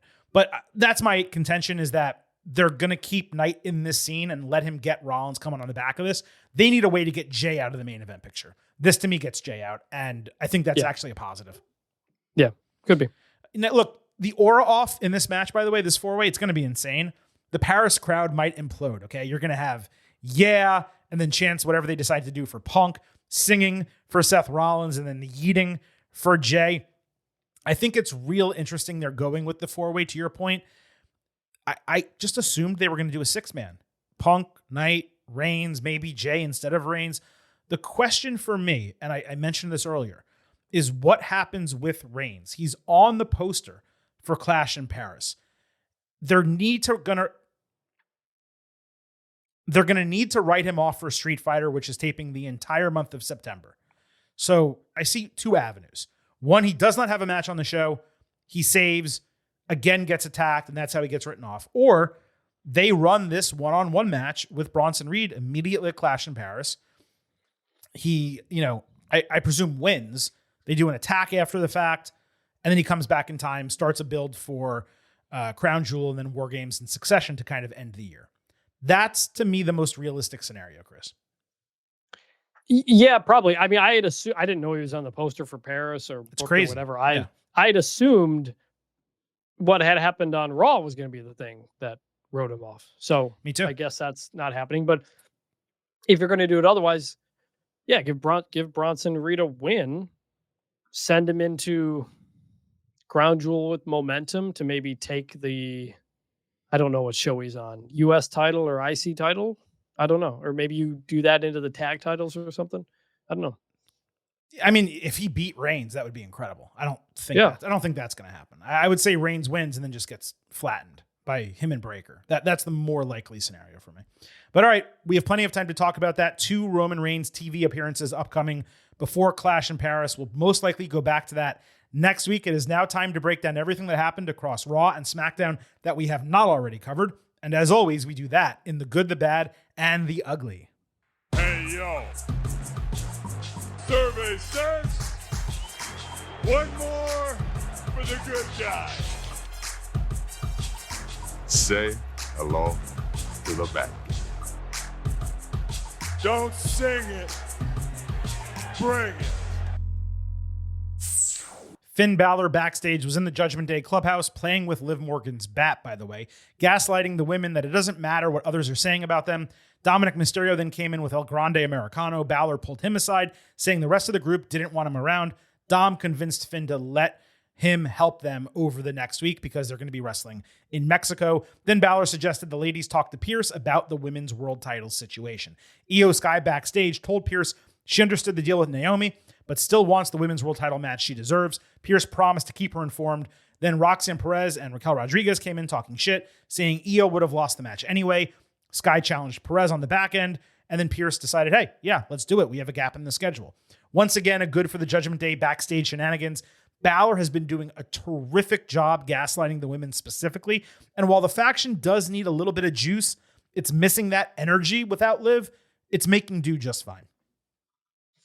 Well, it's the whole thing, and we'll probably get into more of it, but like Dominic now being used to promote another promotion type of thing is sort of, again, we're kind of crossing streams here where that's kind of the point of what Dominic's doing. So then if he's kind of doing that, Judgment Day doesn't exactly have much else going on, especially Finn. So like, this was fine. It was good. You noted it. I noted it too. Finn holding Liv's bat. That was like a nice little touch. So like, not much this week. So maybe let's give them some more in the future. Don't forget though, 3 out of 5 of them still have titles. And we're talking about the Raw tag team division, which is they changed the titles and then it's just like, okay, now new people have the titles. Like nothing else is happening surrounding the tag teams. And that's the frustrating part. We had Io against Roxy. Kabuki Warriors supported Sky in gorilla position, offered to be in her corner. Io said thanks, but no thanks. They all hugged. Finally hearing Roxy's new entrance music in full, I just got to say, it is simply horrendous. It is so low energy. You couldn't get excited hearing that if you tried. How anyone could hear that music and think, yeah, this is going to make a great entrance for a 23-year-old, I will never understand. Anyway, match-wise, great work both ways here, despite a bright blue ad around ringside, heavily distracting. I thought WWE calmed that shit down. Io caught Roxy flying at her with an anti-air shotgun dropkick before a missile dropkick and bullet train attack. Perez responded with a hurricanrana off the ropes and the Satomura cartwheel knee drop. Io avoided pop rocks by fully flipping out of it. Roxy raked her eyes, hit a shining wizard. Sky hit a springboard moonsault ringside into the heels. She earlier flattened them with a tope suicida. Perez put knees up for over the moonsault, but it was a real nasty landing. I think Io over-rotated a little bit. She went like shins first directly into Roxy's gut. Both of them luckily were okay. When Rodriguez distracted the referee late, the Kabuki Warriors ran down to hold Perez in the ropes. That backfired. Roxy ran Io into the Warriors and then rolled her up with a grab of the tights for the upset victory after a long but excellent match. This finish would have been much more palatable to me if it did not end in a roll-up, and it was not similar to what we got on SmackDown with Sami Zayn.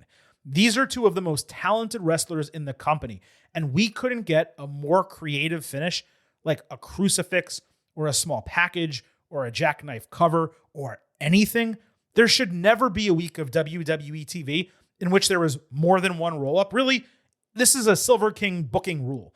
They shouldn't be any roll-ups in wrestling unless it's like aided through the ropes with another heel helping.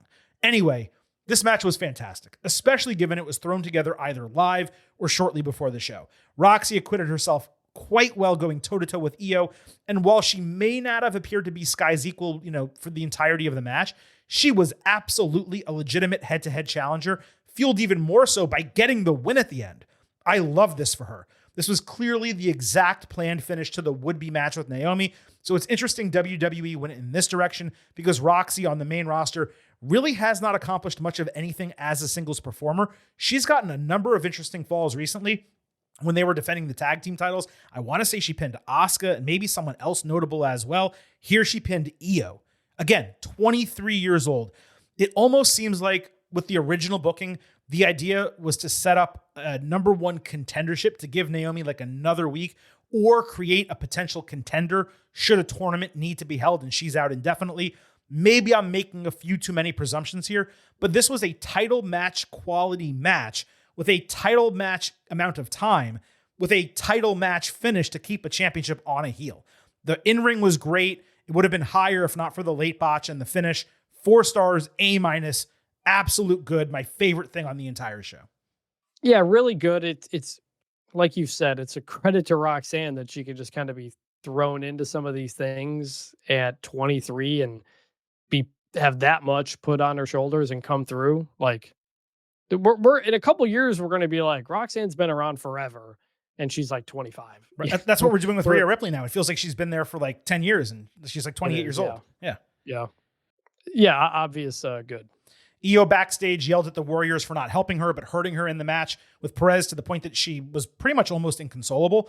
Asuka got so annoyed at Io, she shoved her, which shocked both Sky and Kairi Sane. Kairi didn't know which way to go, ultimately walked off behind Asuka after an extremely long pause. She looked like a child, not sure whether to follow her mom or like stay with her big sister after a fight. Io then got confronted by Stephanie Vaquer and Rhea Ripley in succession. Vaquer said she was also promised a title match, while Ripley got Sky's back, questioning whether she can actually trust her friends. Io told Rhea to stay out of her business. There was a nuclear pop, by the way, when Ripley came on screen. I loved the Joshi backstage segment. All 3 of them sold this incredibly well, despite limited English. Asuka snapped. Her aggressiveness clearly shocked Io, maybe even scared her because, Asuka's Asuka, right? Then you had Kairi looking worried. Io was disappointed when she left. And she's like, look, Asuka's the one who did the shoving to start. Why are you leaving with her? That doesn't make any sense.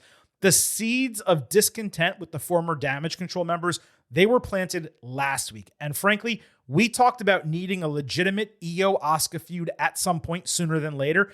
If Sky is not going to be in the title picture, that is the best possible booking for her. But again, given the unknown Naomi situation, which clearly played out with Vaquer immediately afterward, it's really tough to say how this is going to move forward. There's also the Ripley factor to consider, and that's an extremely important factor. This could wind up, instead of being one-on-one, it could be a tag team feud, and I wouldn't hate seeing that duo, Io and Rhea, against Alexa Bliss and Charlotte Flair at Crown Jewel in Australia. Definitely intrigued to see where all of this is going. I enjoyed seeing Io in like 5 different segments on Raw. She was the main character Monday night, no doubt. WWE is living up to my pre-2025 resolution of them featuring Io and allowing her to prove she is one of the best in the entire world. It's too bad they didn't do that when she actually, held the women's world title, But nevertheless, I'm dropping another good here.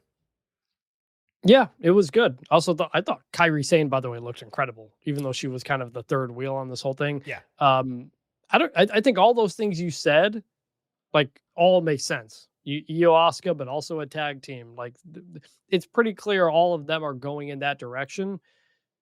The Naomi of it all, like, I haven't looked at anything, but it seemed to kind of be a surprise. And then they were like, stay tuned to WWE Social for more updates. So, like, do we have any idea, like, if Naomi might be out for a while? Or? Yeah, so I talked about that earlier in the news segment of the show. So Naomi, they tweeted breaking news. She's not clear to compete. Tune into Raw for more information. They gave us no new information on Raw. They told us to tune into social media for more information. They've given us nothing new on social media. So it's a question. At the early part of the show, I said, look, the way that this was all done and that they mentioned it multiple times, because they could have just said she wasn't medically cleared to compete. We'll have more information next week and kind of let it go. But they kept mentioning her during the show. It made it seem, and I actually appreciated it, that they weren't like pulling the wool over our eyes in terms of whatever's going on. It's legitimate, whatever it is. This is not like a kayfabe thing. At least it doesn't seem to be that. And it wouldn't make sense for them to do it immediately after what they did with Rollins anyway. But I said this earlier on the show. I just have a sneaking suspicion, and this is like a fingers crossed, like good news deal. I wonder if it's a pregnancy or something, because Naomi, like in the lead up to WrestleMania or a couple months ago, I forget when it was, she was interviewed about this, and she basically said, I'm 37, like time is running out. We need to make a decision on this. And maybe it's just a happy accident like it was with Becky Lynch and Rollins when Rue was born, right? Like she was champion and she had to relinquish the title, and that's just kind of how it goes. You hate to jump to the whole pregnancy thing just because it's a woman, but it's her conversation a couple months ago that makes me think of that. Of course, it could be an injury, and if it is, it would be really a worst case scenario because she's hotter than she's ever been. Yeah, well, whatever it is, hope everything's okay. And to your point on, it seems like this is all going in the direction of like a tag team feud and all that. It seems like that was the plan. That plan may have to change if Naomi is indeed out, because this women's division on Raw, it would need one or more of these women to step up into that type of role in order to make it work. AJ Styles and Dragon Lee fought Dominic and Americano. This was coming off of the earlier segment. Dragon had a nice run snuffed out by Dom, who ran him into some steel steps. Dragon took some crazy bumps in this match. Mysterio put on a mask mid-match. Michael Cole tried to get over the King of the Luchadors like nickname for him, something that, by the way, has been in the works for a while. Dragon hit the hanging double stomp on Americano as Styles ran Mysterio down ringside, crushing him and the cameraman simultaneously into the timekeeper's area. AJ had a nice hot tag combining with Dragon for a monkey flip into a Styles clash. He wanted to give Dragon the fall. That allowed Americano to break it up with a high risk, stop. Americano tried, but then failed to load his mask. The metal flew outside. Dom was able to load his mask, headbutted, I want to say it was AJ, over the ropes, and Americano got a roll up 1, 2, 3. It was strange that the first half of this match somewhat dragged. The latter half was hot, and the finish was well executed for a couple heels. I was surprised that the other Americanos and Hijo del Vikingo were not involved to further build the AAA Mega Championship match, which is happening on Saturday. But Styles getting screwed by Dom here obviously creates another reason for that rematch in Paris. And maybe Styles interferes in the AAA show. I doubt that happens, but it's not impossible. I did feel like this was a missed opportunity to not finish the match with the monkey flip Styles clash, which was probably the best individual move on the entire show. I also wanted more tandem work. It was just 4 dudes wrestling solo for most of the match, other than that one spot, but it was ultimately good. It was good. It is bizarre that there's 3 WWE wrestlers in the AAA main event, right? Like, yeah, I know WWE like bought the company or whatever, but like, it's just like, all right, so there's just another promotion here within WWE that we have to follow to know what's going on or something. It's a lot. Yeah. I don't imagine any of them are going to win the title, but look, Dom is crazy over in Mexico. I've seen the clips and all that. Like, that's good, but it's a lot going on there. Indeed it is. Intercontinental Championship, Becky Lynch defending against Maxine Dupree. Becky teased Maxine early, suggesting that she just leave the ring and quit. Dupree countered the manhandle slam into a surprising stunner. Lynch got caught grabbing the ropes during back and forth pinning combinations before ultimately winning with disarm her. Becky talked shit to Maxine after the bell, then blindsided Natalya with a boot. This was, unfortunately, awful. Not because it was booked poorly or Lynch did anything wrong. Dupree just could not hang. Don't misunderstand. She's improved in the ring. She's trying. I respect the effort. She's not good enough to be on main roster TV in the ring. She's literally worse than every featured woman in NXT. Send her to TNA for a year. See if she can improve with regular TV time. Here in Quebec, there was not enough love for her to make it work because they didn't even sell her hope spots. Combined with the awful backstage segment with Natalya last week, I'm not understanding why Becky is getting this side quest. I feel like this would have all been better for Lyra Valkyria because she can't challenge for the title anymore. Maxine and Natalya try to console her. She gets aggressive with them. I don't need your pity. And then she has these matches. And it reestablishes her as a legitimate threat, despite the fact that she can't contend for the title. I don't understand why Becky is doing this. Bad. I mean, the point that she didn't belong was like the point. And Becky kept saying that during the match and making that clear. Yeah, like, but just saying this is going to be bad and then it being bad doesn't make it not bad. No, but I think it was an attempt to see if they could draw up any sympathy behind Maxine. It didn't really work. She and Tozawa and Otis have been doing just nothing for a year. Whenever Otis is injured. Otis has been off TV, but yeah. Sure. Well, still. So this can be the end of it unless you were actually going to make Maxine and Natty a women's tag team and do something with that, which has never actually happened other than one time. So this is it. In terms of Becky, it was 1 week. Like, it's done. I can't imagine she's still going to be. No, she's going to fight Natalya next, clearly. Like, maybe, but like Natalya's fine to wrestle with. She's like a notable No, she is. person. She is. The problem is Natty's doing. Well, here's my question. Would you rather have had a Natty Becky segment or do this? Like, this was at least something different. I'd rather have had a Natty Becky segment, or you do this match in 90 seconds and then you do a Natty Becky segment. Or you have Becky really murk Maxine. Just destroy her. Natty gets some shots in, saves. All that happened was Natty consoled her after. She took a boot to the back and it ended.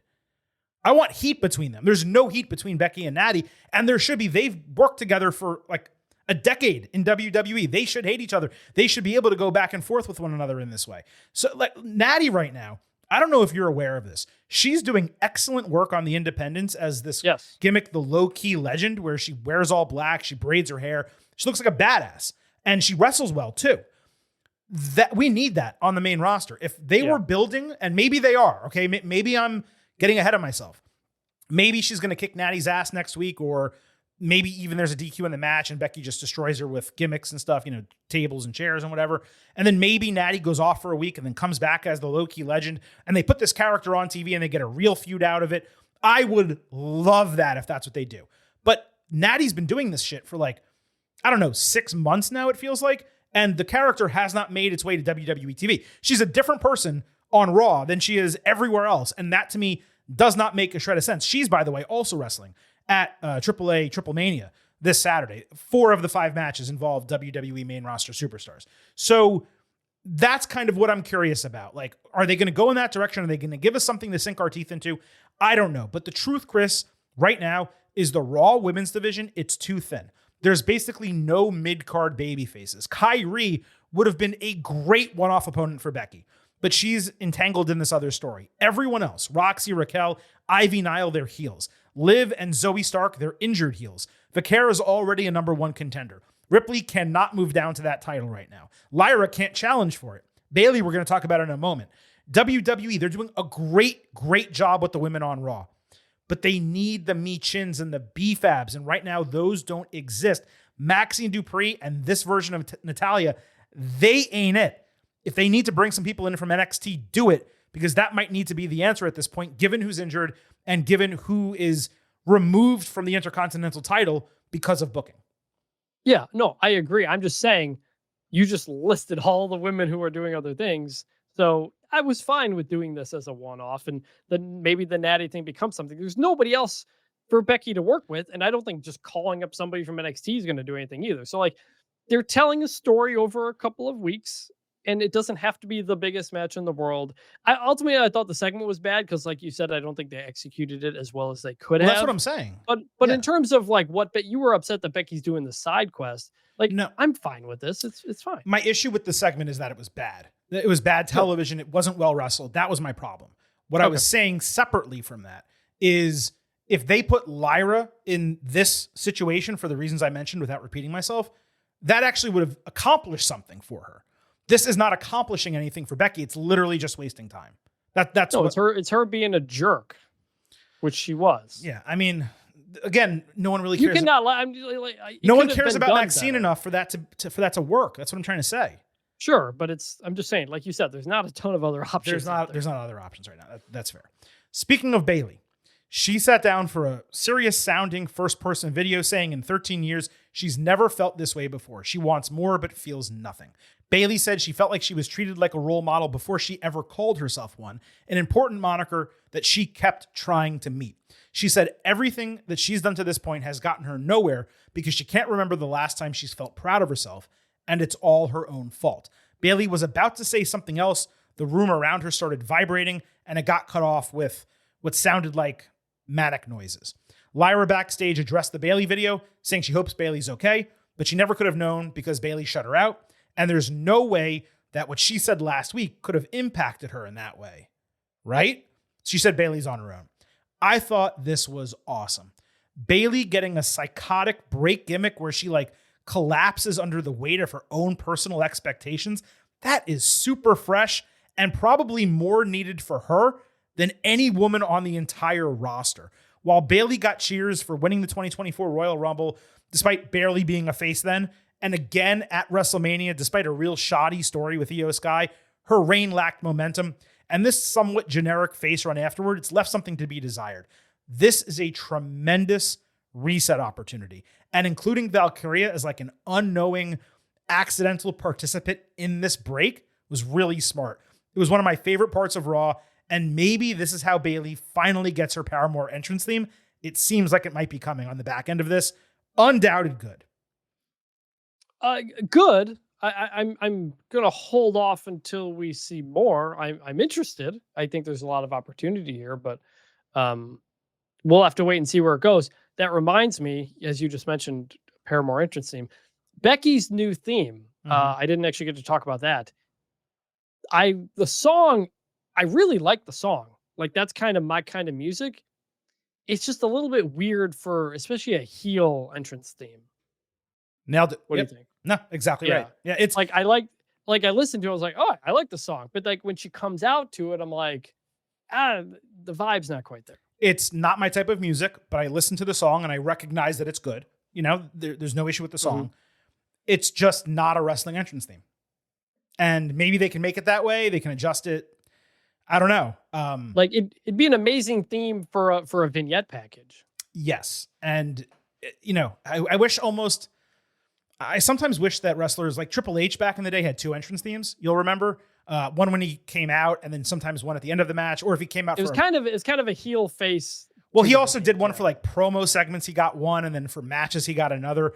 Yeah. That's probably what I would do for Becky. I would use this every time she comes out to cut a promo or something, but I would still for matches use her old theme.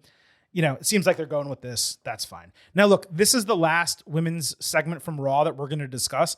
I just wanted to point out that they cleared the men on Monday night. It wasn't even close. More interesting segments and storylines. The match of the night felt like nearly equal screen time. The wide gulf between Raw and SmackDown creative, that continues, but it's most obvious in the women's division. This almost reminded me of one of the better NXT episodes, just the way the women were so heavily featured, so prominently used. And I gotta tell you, the booking for the Raw women's division going into and coming out of Evolution, it's probably as good as it's been in, years. Maybe since WrestleMania 35. Well, also, to go back to Unreal, there's a conversation Triple H has, I think, with Michael P.S. Hayes about how talented and how coachable all the women are compared to the men, and how they're just easier to work with and everything. I think you see that play out on screen too. I think it was Shane Helms or someone else, but maybe. That's right. But either way, yeah, I loved, that was another moment from Unreal I loved, where like, you could tell he wasn't like fully in front of the camera saying that. He was just like, the women kick the shit out of the guys in the Performance Center. Like, it's not even close right now. Yeah. And it's true. You see it in NXT, and you're seeing it, the fruits of that on the main roster. Tiffany Stratton backstage at SmackDown was confident she would remain champion for a while. When Jade Cargill came up saying Tiffy should be thankful that her foot luckily found the rope, Jade, you put it there, okay? Kiana James then came in with Julia, giving Jade her business card. Cargill said she would be rejecting that offer. So Michin came up, took the card, trying to get herself a U.S. title shot. This was the entirety of what the two singles champions got on the first SmackDown after SummerSlam. Shoved together in a 60-second segment that barely made any sense. Meaningful interactions? Nah, bump that. New challengers? Nah, bump that. As we've been saying, creative on Friday nights is largely dog crap. But holy hell, it is the most obvious in this division. 0.0. 0.0, Mr. Blutarski. I had completely forgotten this happened until you mentioned it right there. So that kind of sums it up. Yeah. Give me a decision, bad or ugly. Oh, bad. That is one big pile of shit. Charlotte Flair backstage told Alexa Bliss she had a birthday gift ready for her, but would only hand it out in front of the fans. Charlotte showed off a cake that said, "Congratulations, Charlotte Flair," in big type, and then smaller, "And Alexa, P.S. Happy Birthday."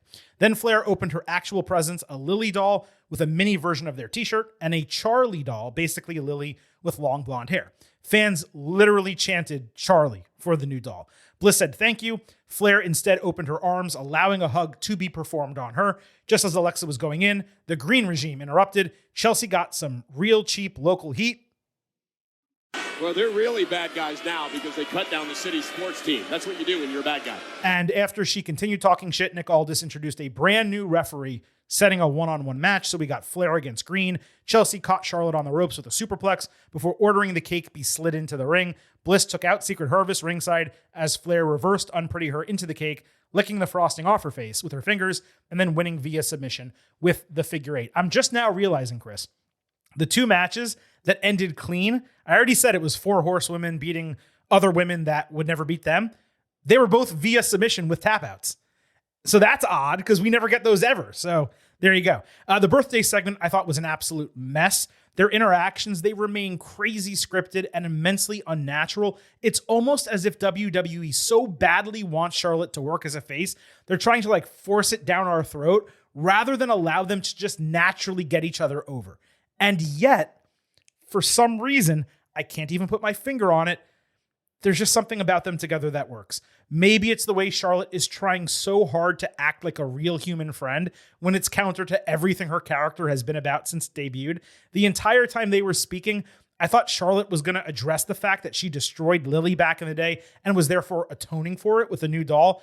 Instead, that was just completely skipped over. Sometimes wrestling just needs to be fun. These two segments in succession were exactly that. It reminded me of NXT. Hopefully, Secret Harvest can work their way into a title shot sooner than later. So despite some frustrations, this was good. Yeah, ultimately, it was good. I haven't really been around to talk about Bliss and Flair, but it's working. It's a little forced, but it's working. And I think we, as we're showing them, kind of continue to be nicer and nicer to each other. It's good. We had Motor City Machine Guns against JC Mateo and Tala Tonga. Believe it or not, the Faces actually got an interview segment backstage saying they may be injured, but they need to get off the canvas and lean on their pedigree to become champions again. They spoke more here than, I don't know, maybe the entirety of their WWE careers otherwise. Wild. Alex Shelley was wearing a vest, by the way, that said wake, bake, skate, which is probably the first weed reference on WWE TV since Matt Riddle. And whoa, I'm really high. I kept thinking to myself how crazy it was that all 4 of these guys were wrestling one another in WWE. Tala booted Alex Shelley off the top rope, chokeslammed Chris Sabin, got the win. The match was fine, but again, the finisher, a chokeslam for this dude, is incredibly generic given everything Tala can actually do. Seeing MCMG beaten that easily without MFT cheating was really odd and frankly kind of deflating as well. It's a light bad for being the first segment after a hot opener on this show. Yeah, I mean, MCMG, they're done. I think it's pretty clear. Not done like they're leaving the company, but their push seems to be done, because the MFTs are like they're not something yet, and it's a low card faction. So yeah. So look, you got to have teams in the low card. Fine. Look, it was nice to just kind of have some one-off matches sometimes that are not like you don't need to know the whole lore of everything. So I'll give it a light bad. I appreciate the effort. Fair enough. Solo Sikoa said after the bell that MFT would soon be tag team champions, please now, to go along with the most dominant United States champion. Sikoa said it was a shame he's dressed and ready to fight without a contender. Aldis stopped Solo from leaving, saying he had a special guest who was there for a special occasion of being in Montreal. Of course, it was Sammy, who came out to a huge pop. So what I thought was a U.S. championship match had Solo defending against Sammy. Wade and Tess were perfect at the bell here, not only explaining the history between them, but playing off one another about whether it was fair for Aldis to even make this match. Zayn hit a sunset flip powerbomb out of the corner. Sikoa answered with spinning Solo. Sammy avoided Samoan spike and hit consecutive exploder suplexes amid three-sided interference. And then he again avoided a Samoan spike, rolling up Sikoa for the 1-2-3. So here I am thinking, WWE pulled off this shock booking, a sudden unexpected title change in Montreal, except the title somehow wasn't on the line. Now that's fair because Sammy is on Raw, not SmackDown. But Solo's entire contention in the promo preceding this was that no one is contending for his title. Aldis came out saying, well, bro, I got a surprise for you. It made me think this was a title match. So you have the champion losing pretty much for no reason, Sammy winning via roll-up, and no title change. Is Zayn at least going to get a shot now? Because after all, to beat the champion, to be able to beat the champion, that doesn't make any sense. No one even said anything to that end after the match. Well, Sammy should get a title shot now. I'm glad Montreal got to watch their guy wrestle. I'm sorry, the booking and the lack of clarity here, it was bad. To my delight, when we have somebody who's not on the show showing up and just beating a champion on the other show. Right. He's not going to get a title shot because he's not on the same show. Now you might, but anyway, go ahead. So, I honestly could not tell you where pretty much almost anybody what show they're on anymore. Appreciate the effort. A match between two notable guys, but just the whole thing left me wanting more. I'll give it a light good because there was nothing bad about it. But yeah. I mean, the booking was bad, but okay. Sami Zayn against Rusev happened on Raw. Zayn backstage pitched Pierce a world championship match, again stating it's his primary goal. Pierce told him to handle Rusev, and then they can talk about it on the other side. Pierce then warned Sheamus not to get involved, with Sami asking him just wait until after the bell. Sheamus accepted that. Zayn hit Arabian Press and a tornado DDT. Rusev countered with a Helluva kick, attempt with a Machka kick. Sami escaped accolade attempt, but Rusev hit Sheamus' 10 beats over the top rope. Zayn caught Rusev with an exploder suplex into the corner, only for MFT to pull him out of the ring with Tala booting his head off. Cole correctly pointed out they didn't belong there since they're on SmackDown, and Sheamus took advantage of all the chaos with a blindside pump knee and brawl into the crowd with Rusev. This for me was strikes and gutters. The match was solid. The MFT screw job was rough. The big meaty brawl at the end was great. Maybe it's my bias against MFT, but when they pop up on screen, it's like a charisma black hole for me. The booking from SmackDown made more sense moving over to Raw, and frankly, Sami switching to the blue brand is needed. The Raw men's singles division, it's way too loaded. SmackDown would put him in a position where he can work with some fresh opponents. It looks like LA Knight has been moved over to Raw. Okay, let's trade Sami Zayn over to SmackDown. I just hope they stop beating us over the head with this world title talk every single week from now until January or February. 6 months is a long-ass time. I have more negative grades than usual this week, so I'm going to slide good here because the vast majority of it was entertaining. And if Sami does appear again on SmackDown and he does get moved over there, it at least gives us a reason for it. Yeah, I would say good too, because this one was explained and there was kind of a background to it. Larger question, like, they have had like Pierce and all this sometimes on the phone talking to each other about wrestlers being on other shows, but like it feels like it's happening so much now. Like, do we still acknowledge that wrestlers are assigned to shows or like they did? Where do you like think? Yeah, that is? like Michael Cole said, these are SmackDown superstars. They shouldn't be here. And even when Aldis introduced Sami on SmackDown, he said this is a special guest. I did it because we're in Montreal. Yeah. So they are doing that. The only person they haven't done that with recently was LA Knight, but that was obviously continuation of a feud So it made sense for them to do it that way. But they didn't do a draft. You and I talked about the fact that a draft is just passe at this point for WWE. They probably need to do a transfer window where these guys just trade talent. And I don't know why they're not just doing that. It's so simple. Put it on screen, make a trade. It's a piece of content. There you go. They've also mixed them together for so long that I don't even think a transfer window would have an impact. Like, oh my God, Sami Zayn's on SmackDown? No, dude, I know you keep saying this, but it's pretty clear where like 95% of the talent are. But especially in the main event scene, they transfer over so much that I don't think there's anybody who would make an official move where we're like, oh my God, I can't believe I'm watching this person on this show. You know, John Cena coming to Raw, you know, like that one time, like that's never happening again.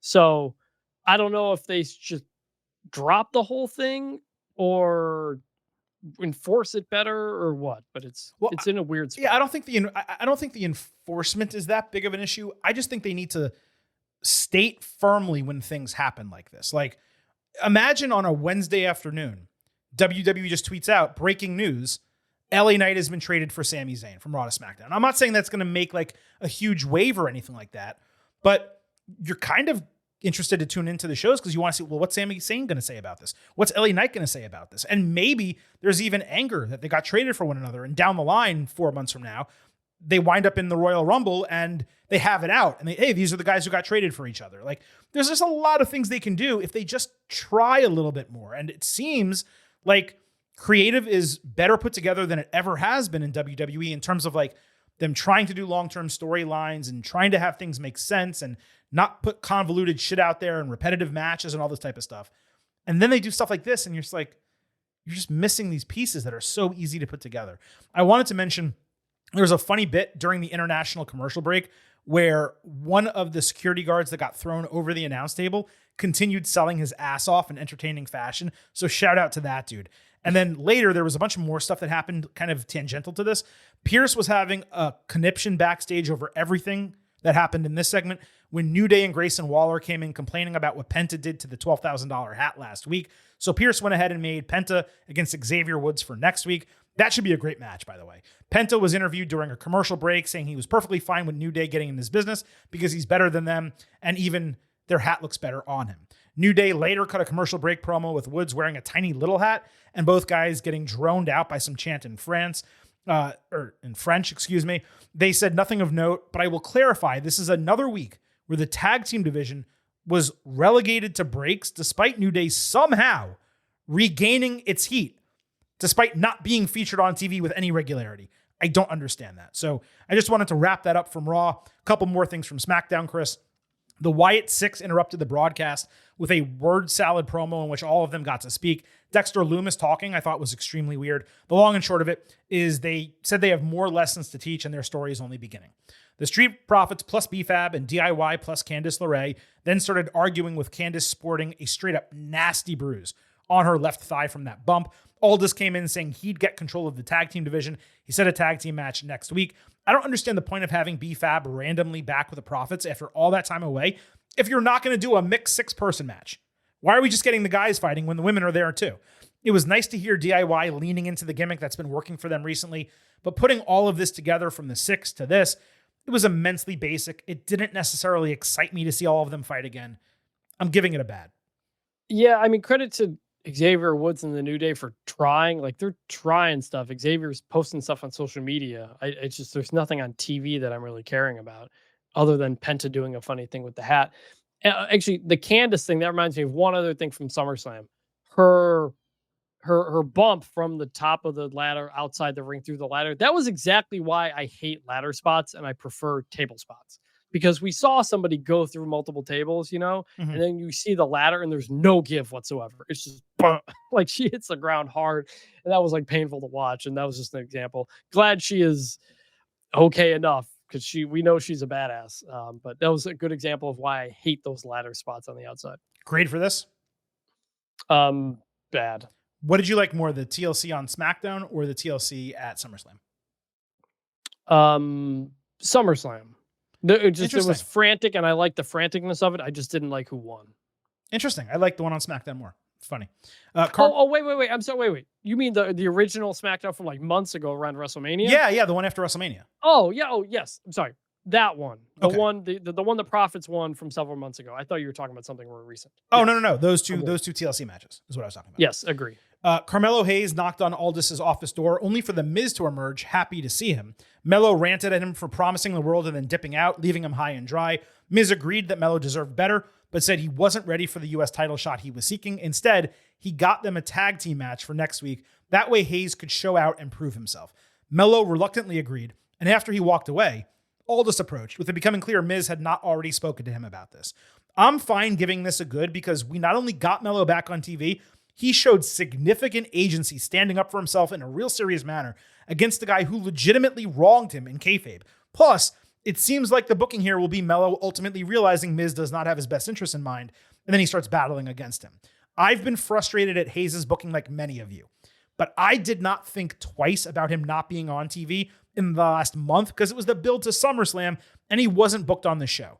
That happens. When you only have 2 hours a week on a blue brand like that, you have to feature people who are going to be on the big show that you're trying to sell tickets to and get people to watch. What's crazy frustrating, though, is that WWE couldn't find anything else for him to do the month prior when Miz was already off shooting American Gladiators. They knew that was coming, and they basically just sidelined Melo until Miz was back. That way they could continue their story. On top of that, I do not understand at all why he's not wearing the Dre necklace. That thing was sick. He won the Andre and the Giant Memorial Battle Royal. Andre and the Giant, whatever. He won the Battle Royal. He doesn't have to carry the trophy. That was sick. That's an accolade for him. Why are you taking away the only thing Melo has actually accomplished since getting called up to the main roster? I'm at a good for this segment, like I said, because I believe in what it's going to mean going forward. But just give this guy a little bit more oomph, and I think fans are actually going to start buying into him. I don't know, man. You care about Carmelo Hayes way more than I do. It's not just me, dude. A lot of people do. I know. I didn't follow him in NXT because I don't follow the show very closely, so I don't have that connection. But like, I'm not, one segment here is not sending me off into the, oh man, think of all the things that could happen. I'll believe they're pushing Melo when we see it, and we're not any closer to seeing it. Could we eventually get there? Are we back on track to something? Yes, but this is kind of in one ear, out the other, wake me when we get something going. That's all I'm saying. I believe it's the start to something, and fingers crossed that we're actually going to get it. Yeah. Aleister Black got a promo package saying he believes he has the right to use violence to stop greater violence, which is why he destroyed him last week, him, of course, being Damian Priest, saying he doesn't believe an eye for an eye, but an eye for a limb or more. Black said Priest is nursing a hairline fracture in his jaw. He doesn't just push back, he pushes people off cliffs. Keeping Black in people's minds, developing his motivation when he's not wrestling, that's important because he's still a relatively fresh return who needs momentum. I liked the promo also. I'm giving it a good. This dude, though, he should be wrestling in front of live crowds. Let him beat individual tag team members on the low card. I forget which member of Pretty Deadly is injured. Let the other one lose a match to him. Let him fight individually Alex Shelley or Chris Sabin. Get this guy victories on television. Allow him to show that he's a badass and doesn't just talk like a badass. And then you might actually have something with Aleister Black. Yeah, I'm kind of in the same boat there again, too, which is just like, he's been back for a while and it's just nothing right now. Like this is like low card stuff. And I try not to get my hopes up for some of these people. Like Rusev, like credit to Rusev, like his return was kind of a dud, but it's kind of turned into something I'm at least interested in. His vignettes were good. The mat, he's got a thing going with Sheamus. Like it's not the best thing in the world, but like it's interesting. Aleister's just got nothing going on, man. And I don't even think it's his fault necessarily, because like some weeks we've got our Truth or Priest, and then some weeks we just don't. It's just very, you might see him on the show, you might not, but either way, there's not much going on, and that's disappointing. So yeah, you're right. Give him the ball and let him do something, let him get some wins, something. It's so little right now. SmackDown badly needed that third hour more than we ever could have guessed, because the show has regressed markedly since that went away. It is weird because 3 hours felt too long, and for a long time it felt like they were stretching to get it that far. But you notice now what's kind of missing out on that extra time. Yeah, and even Raw having that extra 30 to 40 minutes, it helps so much. Can you imagine if Raw was 2 flat hours? Like, it wouldn't work. We didn't for a while, like, we didn't have a problem with 3-hour Raws. Like under Triple H, the first couple of years, like 3-hour Raws was like, all right, like it's good. Like, I'm frankly disappointed Monday nights when it ends at 10:30. Like I legitimately am. I say, you know what? We didn't get the tag team division on the show. The men's mid card didn't do much of any, whatever the case on an individual week. There are some weeks where it's more than enough, where they get everything in they need to, and we're good. But there's other weeks where I'm like, man, I wish they just did 20 more minutes. I'm not, just because it's Monday and I'm working, and especially now with football season. With SmackDown, I can use the extra time because I may not get to it live, or I'll have the weekend. With Raw, when Raw ends, I'm usually like, all right, I'm like back to work or something like that. So I get that for sure. But yeah, I mean, compared to not long ago when we had 2-3 hour shows, we've lost quite a bit of time here. Indeed we have. All right, Vintage, that's it for the good, the bad, and the ugly. Thank you for joining the show. Now, as I mentioned at the start of the show, before we completely get out of here, let's give you the opposite of ultimate, supplementary. There's not really a perfect antonym for ultimate, but a supplementary preview of Triple Mania 33. And that'll be the conclusion of any Spanish language spoken on this edition of the Getting Over Wrestling podcast. Now, 4 of 5 matches on this card feature WWE main roster talent, one of them an NXT talent. Let's just go through them one by one. Again, this is going to be pretty damn quick as we get out of the show. There's a triple threat for the Queen of Queens, the Women's Championship. That sees champion Flammer defending against Fabi Apache and Natalia. I don't know anything about this one, so I'm just going to assume the champion retains. Singles match for the Latin American Championship has El Mesias defending against Hijo de Dr. Wagner Jr. WWE, they're behind the challenger a lot overall. And I could see a title change given Mesias is basically 250 days on his reign right now, and the one before him was an entire calendar year. This is a huge show for AAA, so I'm going to go ahead and predict the title change. We're going to have Hijo de Dr. Wagner Jr. come out as the new Latin American champion. Los Garza defend the World Tag Team Championships against Pagano and Psycho Clown. No way these straps are switching, given the heels just captured them a few weeks ago. They were already featured on WWE television. Hopefully this is much better than the match with Clown and Mr. Iguana from SmackDown, because that thing was trash. And that was shocking, because these guys are all really good wrestlers. Judgment Day Sans Roxanne Perez will fight Mr. Iguana, Nino Hamburguesa, and Lola Vice in a mixed trios match. I thought they made a huge mistake not adding one more babyface luchadora so that Roxy could compete as well. Why are you doing a 6-person mixed match when you could just do 2 guys and 2 girls and have a 4-way match, or an 8-way match? It's kind of weird. Doesn't really make much sense leaving her out. This is the toughest to predict match on the show. The heels are a much stronger side, but obviously there's a benefit to getting a big-time babyface win on the program. I presume Judgment Day is going to win after a bunch of comedy spots and stuff. They'll probably wind up pinning Nino Hamburguesa. And, yes, that is Burger Boy, by the way, in case you're looking for the translation there.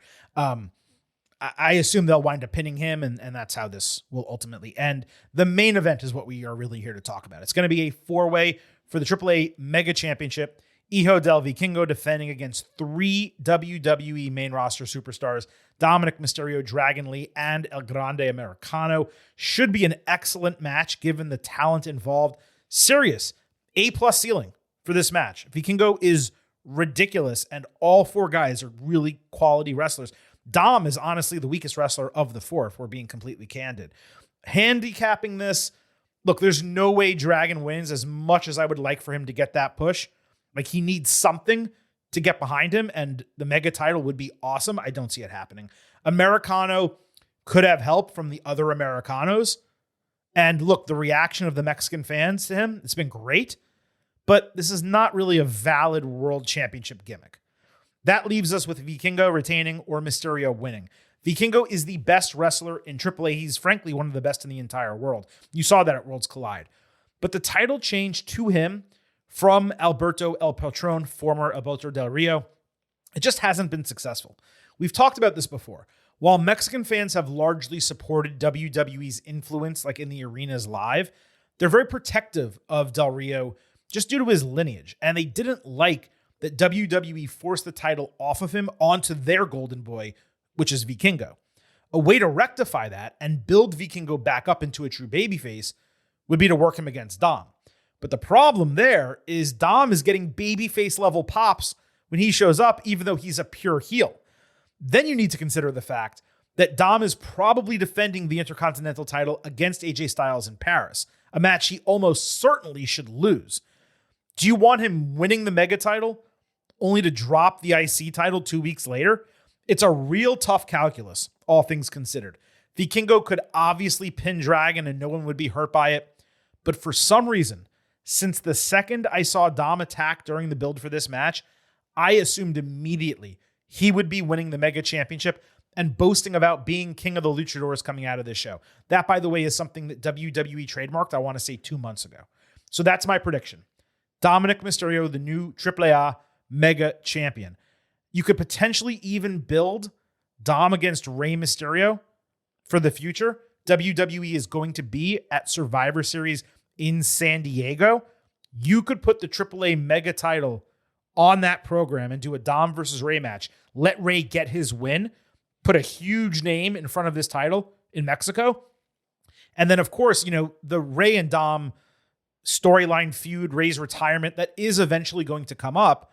And whether Dom is the one who retires his father, takes his mask, whatever ends up happening there, it's not a bad idea for Rey to get a win in this series and have it be in a situation like this where you can strap him up with the Mega title. So I don't know what his recovery is like. Don't forget, he got injured right before WrestleMania. But Survivor Series would be 8 months from that. And I would have to believe Mysterio is recovered by then, given his injury, while serious, was not a torn ligament or anything like that, to the best of my recollection. So anyway, that is my take across the board for AAA Triple Mania 33. And we will see if the Silver King has any idea what he's talking about when it comes to some of those low card matches. For the main event, I'm pretty confident that I'm going to be spot on there. But of course, we will see what happens Saturday, and we will discuss that next Tuesday right here on the Getting Over Wrestling podcast. Between now and then, of course, we will be back Thursday talking NXT and AEW, and we'll wrap up any additional items from the week on that show. Make sure you tune into that. I once again appreciate Vintage Chris Vanini making some time out of his schedule to bless us with his presence in his return to the Getting Over Wrestling podcast. But it was seriously great catching up with him, and we're going to be fast and furious ahead, despite the fact, of course, that football season is just about to begin. On the way out of the show, allow the Silver King to remind you, follow us on social media at Getting Overcast on Twitter and Blue Sky. You get episode drops, news, analysis, highlights, and all of that good stuff. And on YouTube, you get to listen to full-length audio episodes and watch full-length video interviews whenever we do them, again, across the board at Getting Overcast. Please remember, here at Getting Over, it's all about the five. So head over to Apple Podcasts and Spotify. Leave a 5-star rating on Apple. Take a little extra time.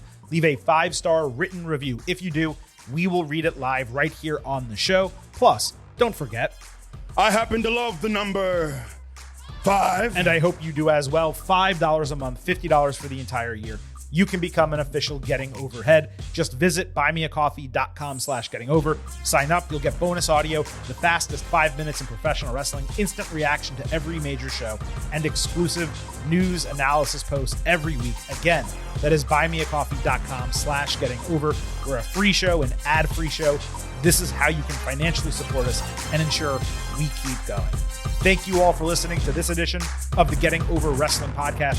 As mentioned, we'll be back on Thursday for Vintage Chris Vanini. This is the Silver King, Adam Silverstein, signing off and leaving you with just 3 final words. Bye for now.